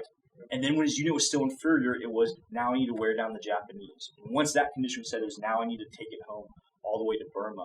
And if we were to have, I think Grant's a similar example from the Civil War, and they're not Pattons, right, who's, the king of pursuit, but these generals and officers who are able to understand the context of the situation and shift and maybe adapt, right, between the different warfighting philosophies and the different styles of war, and utilizing everything to their advantage.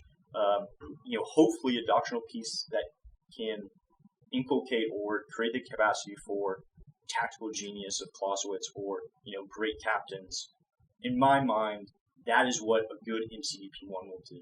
And I guess in my mind is FMFM-1 did that. It led to a lot of our great, like people that are household names, like General Mattis, for example, is a household name who was part of that, and he grew up in that. And I think that if we're able to take what was good from maneuver warfare, I would argue the tenets of maneuver warfare are perfect. Decouple maneuver warfare as the sole form of warfare to be employed.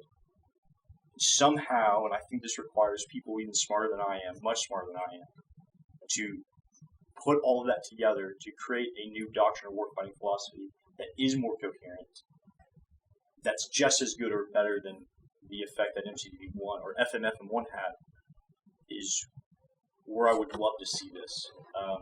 But I don't have all of those answers right now. So I think good on you for questioning it, and I actually deep respect for the fact that you are questioning that, and you kind of hinted at, now let's apply some of that intellectual curiosity, that intellectual energy to, it sounds like you've almost come over to my side and accepted that we do need a warfighting philosophy, but put some energy in creating a coherent warfighting philosophy that will stand the test of time. Yes, sir. Sorry to... Okay. No, that's okay. Substantive question. Do I have any time for any more right now, so we can stay on track? We'll be 5 minutes late. Unless, Major Brown? You don't want to get me started. So we'll plan for those in the audience. We'll have some asides after we close out today. If anyone wants to stick around, and those from the audience, we'll probably push out the contact info if you have any follow-on questions from our presenters today. So please keep those questions in mind. We'll follow up with Captain Andersen. So thanks. Appreciate it. That said, ladies and gentlemen, we'll take a quick, 4 to 5 minutes. We'll switch over to our final speaker of the day, and then we'll reconvene at 15:35. Thank you.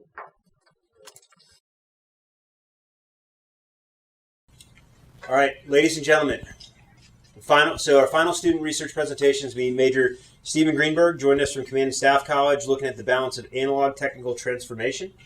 Sir, without any further ado. Awesome. Hey, good afternoon, ladies and gentlemen. As already said, Major Steve Greenberg. And so this afternoon, I'm going to talk to you about the Marine Corps' revolution in military affairs and finding that balance between analog and technological transformation. Next slide, please. Okay, so before we start, I'm just going to kind of run you through how I'm going to express my thoughts on my argument.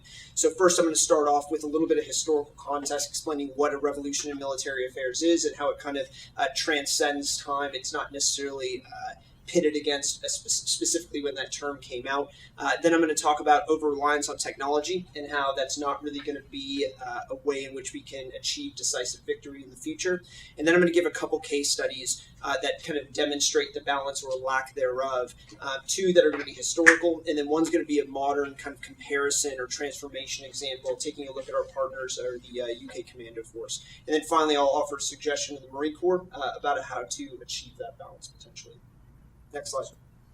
Okay, so revolution in military affairs. Ultimately, the term RMA, or Revolution in Military Affairs, came about in the early 1990s from the Office of Net Assessment up at the Pentagon. And so the term specifically references, at face value, what most people think it references, is technological modernization to achieve technological overmatch in order to fix some things from Vietnam. And really, it was to take or change the way in which we conducted wars in order to achieve a decisive victory at less cost in terms of manpower and material. And so kind of a counter approach to Vietnam that was long, drawn out, very costly in multiple ways, shapes, and forms. But really, taking a look at an RMA simply from the lens of technology, which, you take a look at the graphic up there, it looks very similar to, if you can give it one more click, the same sort of diagrams we come up now where we insinuate that technology is what's going to enable our success. Ultimately, there's a lot of intellectual underpinnings that went into the period between Vietnam and the first Gulf War that really enabled the Joint Forces' success. And you can take a look at just a couple things that came about. Ultimately, you have air-land battle doctrine for the Army. You have maneuver warfare that came about for the Marine Corps. You have the Goldwater-Nichols Act. And you also have the fact that, in general, the U.S. military transitioned to an all-volunteer force, changing kind of the quality of the human capital that existed within it.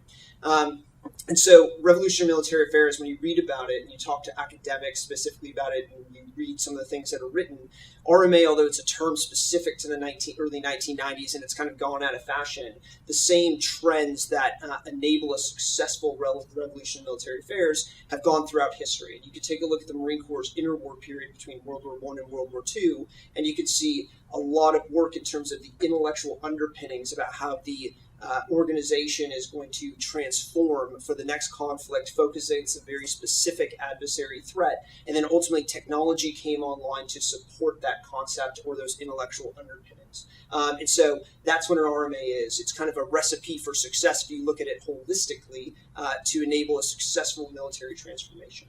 Next slide. And so ultimately those diagrams that show that technology is going to enable our victory, because ultimately intellectual underpinnings don't make a really cool picture. If we do look at it at face value, we just look at the fact that we're going to buy our way out of the next war, we're going to buy success via technological overmatch, which we did have in the first Gulf War. That's not really going to be a thing. And you ultimately have the proliferation of technology, which I'm sure is very familiar to everyone here. You have financial constraints. Ultimately, the Marine Corps, we don't own our own purse strings. And Congress, the decision makers for the budget, they're balancing multiple different priorities, whether it's domestic agendas, funding the State Department that can also get after national strategic interests. And so ultimately, we're not going to have carte blanche to buy everything we need. And then last thing, it's an endless endeavor. Everyone knows that at the rate that technology matures nowadays, we can have overmatch tomorrow and then give it a week, a month, a year. And ultimately, it's just a matter of time before that tactical edge that we gain kind of disappears. And so there's a bunch of quotes up there from MCDP1, but I'm just going to really speak to the last quote up there. The Marine Corps knows that there's a balance, okay? And the Marine Corps identifies that there are two risks associated with technology. One is an over-reliance, ultimately creating a vulnerability to be exploited. And the second thing is going to be a failure to capitalize on what that advantage that technology provides you. And so there's going to be a balance that needs to be struck in order to get what we need out of technological modernization. Next slide, please. Okay, so thesis or bottom line up front, for the Marine Corps to effectively transform and win future great power conflicts utilizing an asymmetric approach, it will require a combination of doctrine, tactics, procedures, and quality human capital supported by technology. So then what I'm going to go into next are going to be the two historical case studies. And so the first one is going to be an example of a smaller force that has quality human capital and a superior strategy, but lacks the material. And the second example is going to be a force that has the material, but lacks a superior strategy or doctrine or the intellectual underpinnings. And that one as well has quality human capital. So next slide. The first one I'm going to talk about is going to be the Russo-Finnish Winter War in 1939. So ultimately, 1939, you have Germany invades Poland, and then after that, Germany and Russia create an alliance. And Russia looks to extend its security architecture out west, and they take a look at Finland. Ultimately, it provides them access to the Black Sea, a little bit more standoff from Leningrad, so on and so forth. And so initially, as they look to expand the security architecture, they go to the Finns, they ask for some concessions, the Finns say no, and as this dialogue's going on, the senior defense official for Finland, his name's Field Marshal Emil Mannerheim, he's essentially begging, kind of the politicians to make these concessions because he's been advocating for material modernization in the Finnish armed forces since 1931, and ultimately it hasn't happened.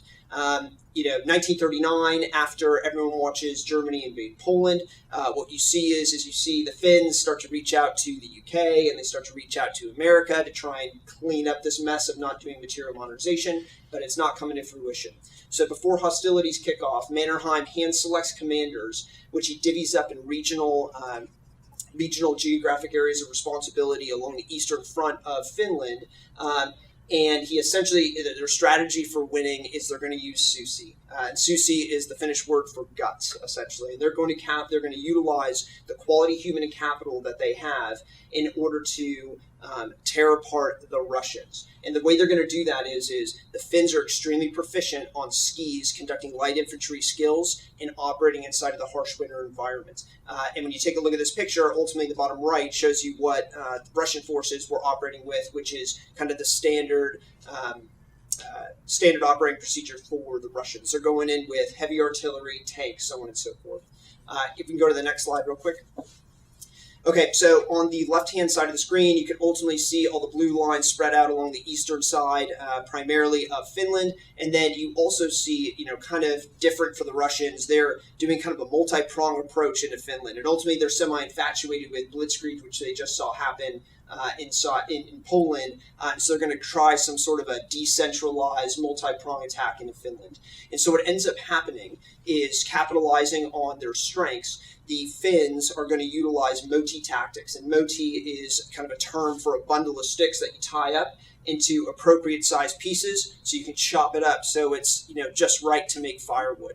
And so they use moti tactics, ultimately watching these really heavy, immobile forces move their way through the harsh terrain, the harsh winter environment into Finland, and they just chop them up. And this is where the term Molotov cocktail comes from, ultimately to burn out Russian tanks. They mine frozen lakes and use those as obstacles. And they use all these really small unit tactics, TTPs, not technologically driven, because they don't have it. And just to kind of give you an example, one of the subordinate commanders under Mannerheim, his fire support assets included 6 artillery pieces from the 1800s. They were ceremonial cannons from the 1800s. That was the fire support that he was, given to hold down his sector. And so ultimately, what ends up happening in the beginning of 1940, after the Russians are severely attrited, they go back, they hire a new commander, and they decide to go back to kind of the standard way for the Russians. They centralize C2, and if you take a look at the map in the bottom right-hand corner, there's a blue line that essentially goes along the southeastern corner of Finland, across that peninsula. That's what's called the Mannerheim Line, a conventional set of fortifications. The Russians just decide to go for kind of the standard, and they mass in kind of a central formation. They're able to modernize very quickly and create some really low-level improvements to improve their mobility in the winter environment. And ultimately, they plow through the Mannerheim Line, which ultimately ends the conflict in favor of the Russians when it's all said and done.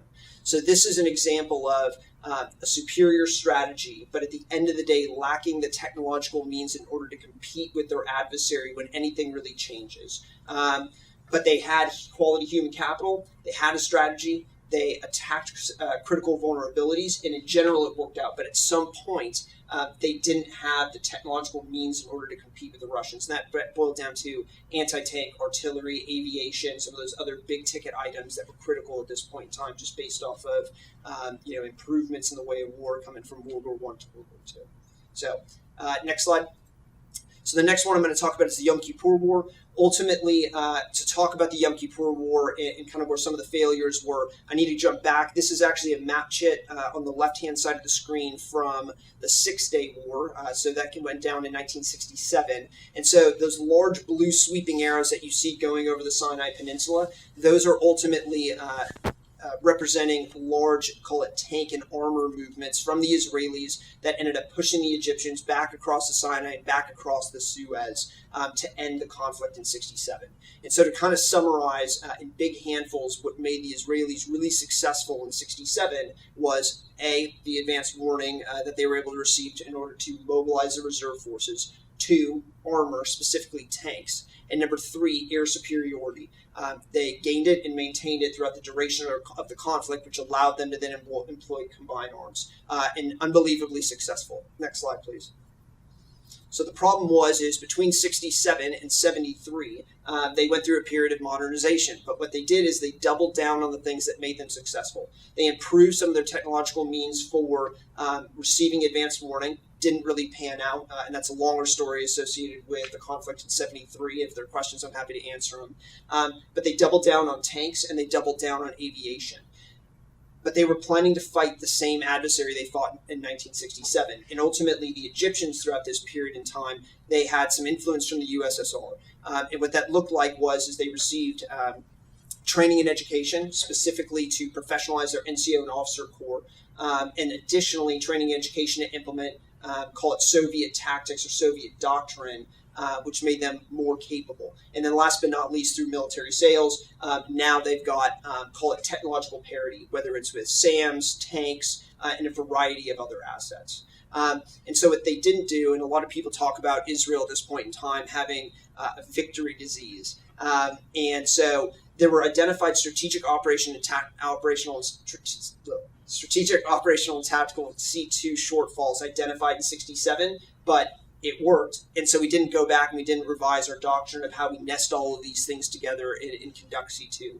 Additionally, because armor was so successful, and the best way to kill a tank is with another tank, infantry became a positional force. So did anti-tank weapon systems, as opposed to the Egyptians, who bought a ton of what you can see on the screen is a Sagger 18 missile, which was proliferated widely throughout the infantry that moved in conjunction with armor, and it just tore the Israelis apart throughout the entire duration of the conflict. And last but not least, combined arms. Ultimately, the Egyptians had employed SAMs at the tactical level, essentially creating kind of an umbrella over their maneuver forces, which kind of negated the Israelis employing the IAF and combined arms.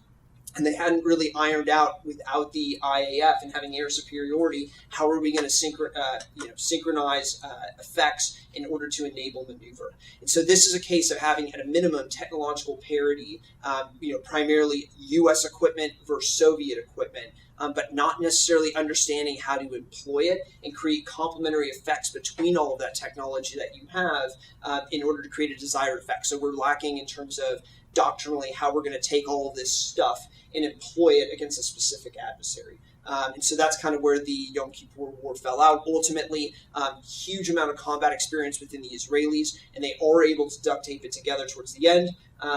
But it was a hard-fought conflict, and there were a lot of shortcomings in terms of the intellectual underpinnings of how the Israelis were going to employ their forces. Next slide, please.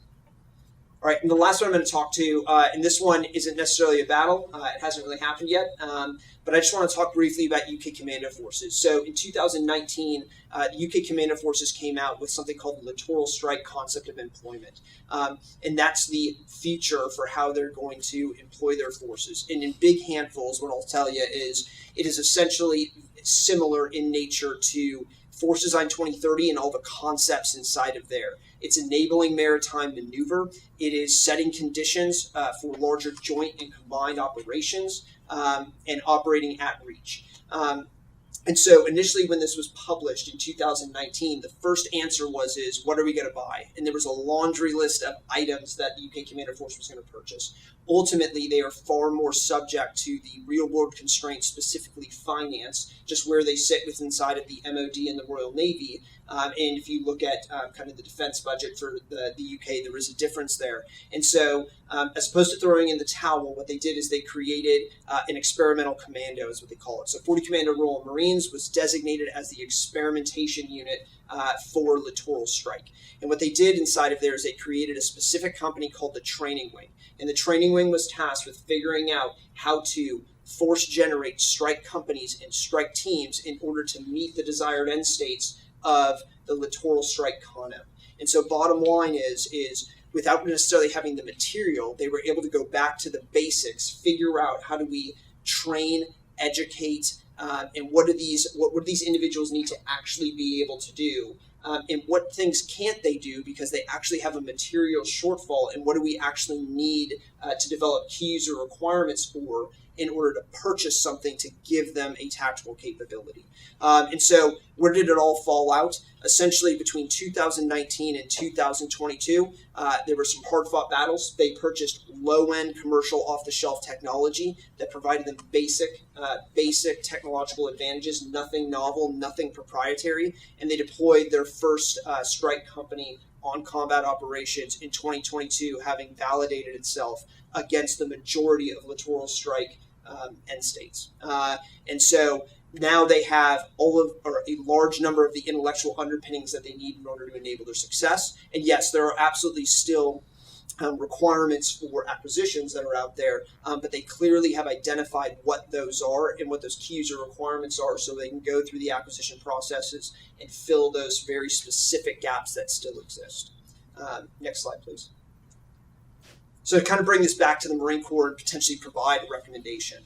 Ultimately, probably reinforcing the balance between analog and technological transformation is something we should highlight. And ultimately, the U.S. Marine Corps uses .mil-PF, just like the rest of the Joint Force, but there really isn't a linkage in terms of what has to happen at what rate in relation to other things along the .mil-PF spectrum. How fast can material acquisitions go relative to doctrine, or vice versa.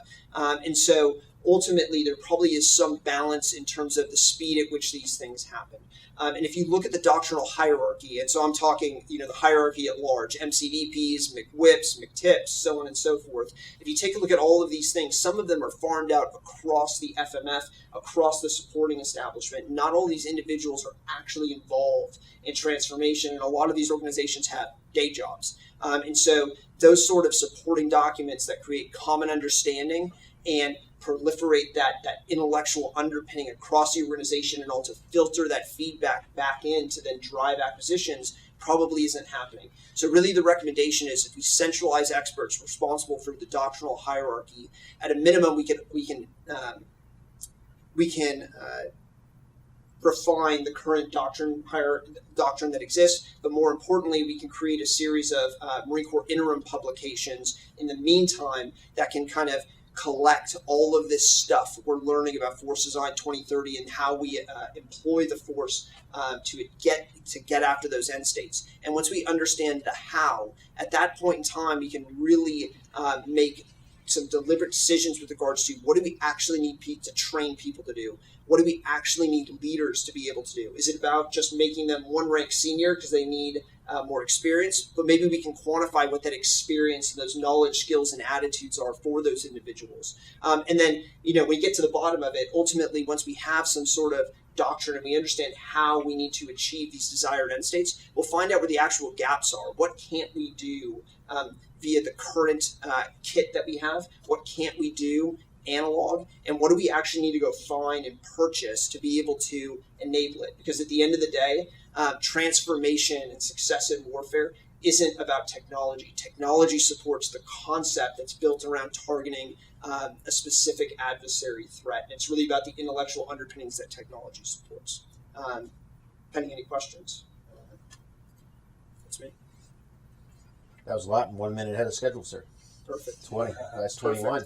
Perfect. Okay. Any questions from the audience? Okay. So learn something. The Susi and Moti, Guts. the bundle of sticks, guts and the Yeah. bundle of sticks.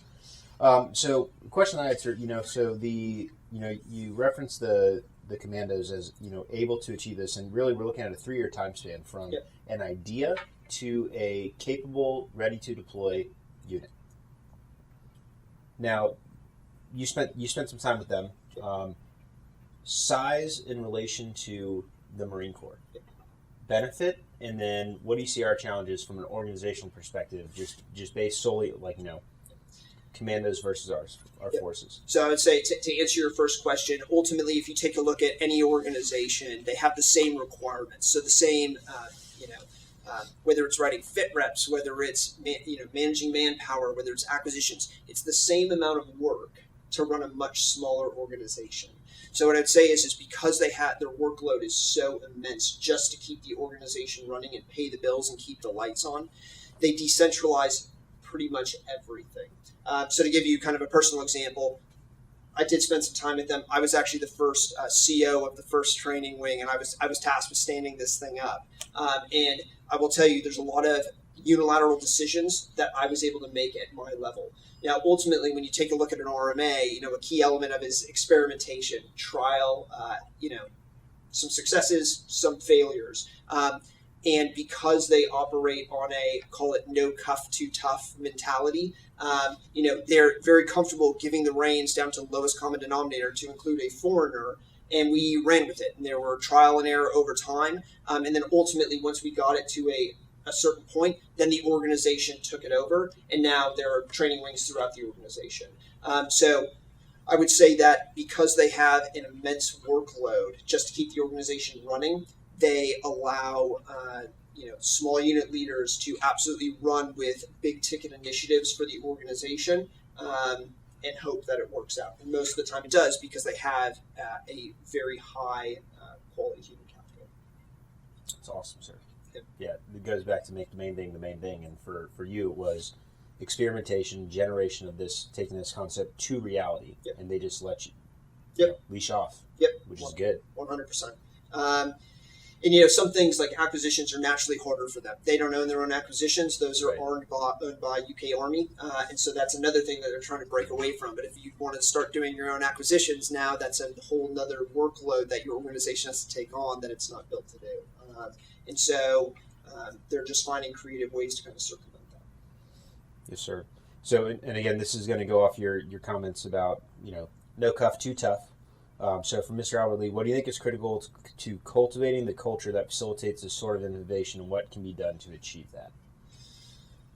So I think most of this boils down to experience. And if you want me to make a comparison between the Royal Marines and the Marine Corps and why they're able to innovate and innovate culturally at a much lower level and then have those good ideas filter up once they're refined enough, they raise individuals. Commandos are raised under a no cuff too tough mentality. I think for the Marine Corps, we raise individuals under a instant obedience to orders, and then eventually we transition folks once they have enough experience, which is a undefined, it's undefined in terms of what level, how much time, is it a rank, and then we transition people to mission command, or where we have enough trust in someone to let them operate off of commander's intent. And I think because they raise individuals underneath a no cuff too tough mentality, or that's kind of their ethos, it's kind of embodied in their organization that they're going to be entrusted with things that they're not familiar with. There's going to be risk associated with it, and thus they figure it out over time. And it's very common that you'll see there that you will have low-level tacticians, and I'm talking Lance Corporals or Marine, which is like the equivalent of, call it, E1 through E3, will write a equivalent of a position paper to Navy Command Headquarters, changing the way that demolitions are done. Or name something that's really bespoke, that's regulated by policy. And that's because they enable them to do that, and they empower them to do that, and they encourage that from inception into the organization. Gotcha. Thank you for that insight. Yeah. We have one final question, then we'll probably wrap up after that. So Mr. Basir Rayet says, while the Krulak Center is emphasizing innovation, improvisation compared to innovation as a process within the Marine Corps, should that also be raised? The ability to improvise and... Yeah, absolutely. And when I talk about refining doctrine, I use the term how, and I kind of wrestled with should I use how, because that's counter to how we view doctrine anywhere necessarily in the doctrinal hierarchy. I do think that improvisation is a key element to it. We can have a superior strategy, we can have the technology that's going to support it, and ultimately it is going to boil down to military judgment and the unique application of specific tactical principles, doctrinal considerations, and capabilities and limitations of technology. And it is going to require a unique application, no matter how many times we war game it, no matter how much intel we have. It is going to require a unique application. And so there absolutely is an element of improvisation that's required, whether it's at an organizational level, all the way down to the small unit leader level in order to make this successful. And you can see it in the Winter War. The Molotov cocktail wasn't like a flash memo published to everyone. Hey, start making these; they're working really well. That was a bottom-up improvised solution to a problem of not having anti-tank weapon systems, but being able to get close enough. So yeah, it's absolutely required. Fantastic. I think that goes directly to, we don't have time for the question to dive down right now, but you mentioned qualifying experience. What does more experience mean? Does that mean having the knowledge to better apply tactics, techniques, and procedures in a given problem set? What does it mean? So, I'm not going to give you I'm not going to be able to quantify it for you. Define it, sir? But what I would say is, if you go back to MCDP 1 and it talks about kind of bridging from science to the art and being able to apply military judgment to uniquely apply the science in creative ways to solve complex, unique problems. Whatever that point is, but I don't think that right now we necessarily have a culture that maximizes how much experience we give people, because it's all about reps and sets. The more decisions you make, whether they're good or bad, that's valuable experience for an individual. And if you can give someone a career's worth of making decisions, not doing what they're told, by the time they actually end up in conflict, whether it's as a corporal, a sergeant, a lieutenant colonel, whatever it may be, they will have a career's worth of experiences, not half a career's worth, because the first chunk of it they were spent doing what they were told. If that makes sense. It makes sense, sir. Yeah. Well, sir, with that, I just want to say thank you very much for joining us and sharing your research with us. Ladies and gentlemen, Major Greenberg. Yes, sir. With that, I think we'll close out the event for today. Colonel Cepeda, sir, would you care to close us out? Okay. Wonderful. Ladies and gentlemen, thank you very much on the outstations and those in person for joining us today. ladies and gentlemen from the virtual audience and those that are here present, I want to thank you for participating and being part of the Innovation Summit here at the Krulak Center 2023. Look forward to following years Innovation Summit. Hopefully, out of this year, you've gathered sufficient items to think about and chew on, and hopefully we've challenged some areas that may be traditional thought. But nonetheless, we want to thank you again for this year's participation, and look forward to the next year's round as we go forward and try to challenge a little bit more and try to make things that are very relevant to the Marine Corps, to the Marines, and as we ponder on complex and innovative solutions to the hardest problems that we face as a Marine Corps. Thank you very much.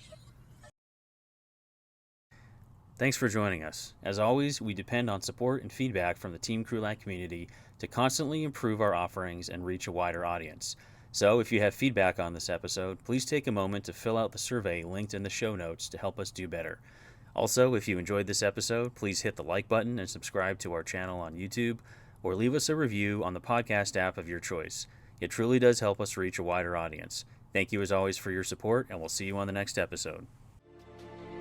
Education is what's important. Training, preparation for the expected. Education, preparation for the unexpected.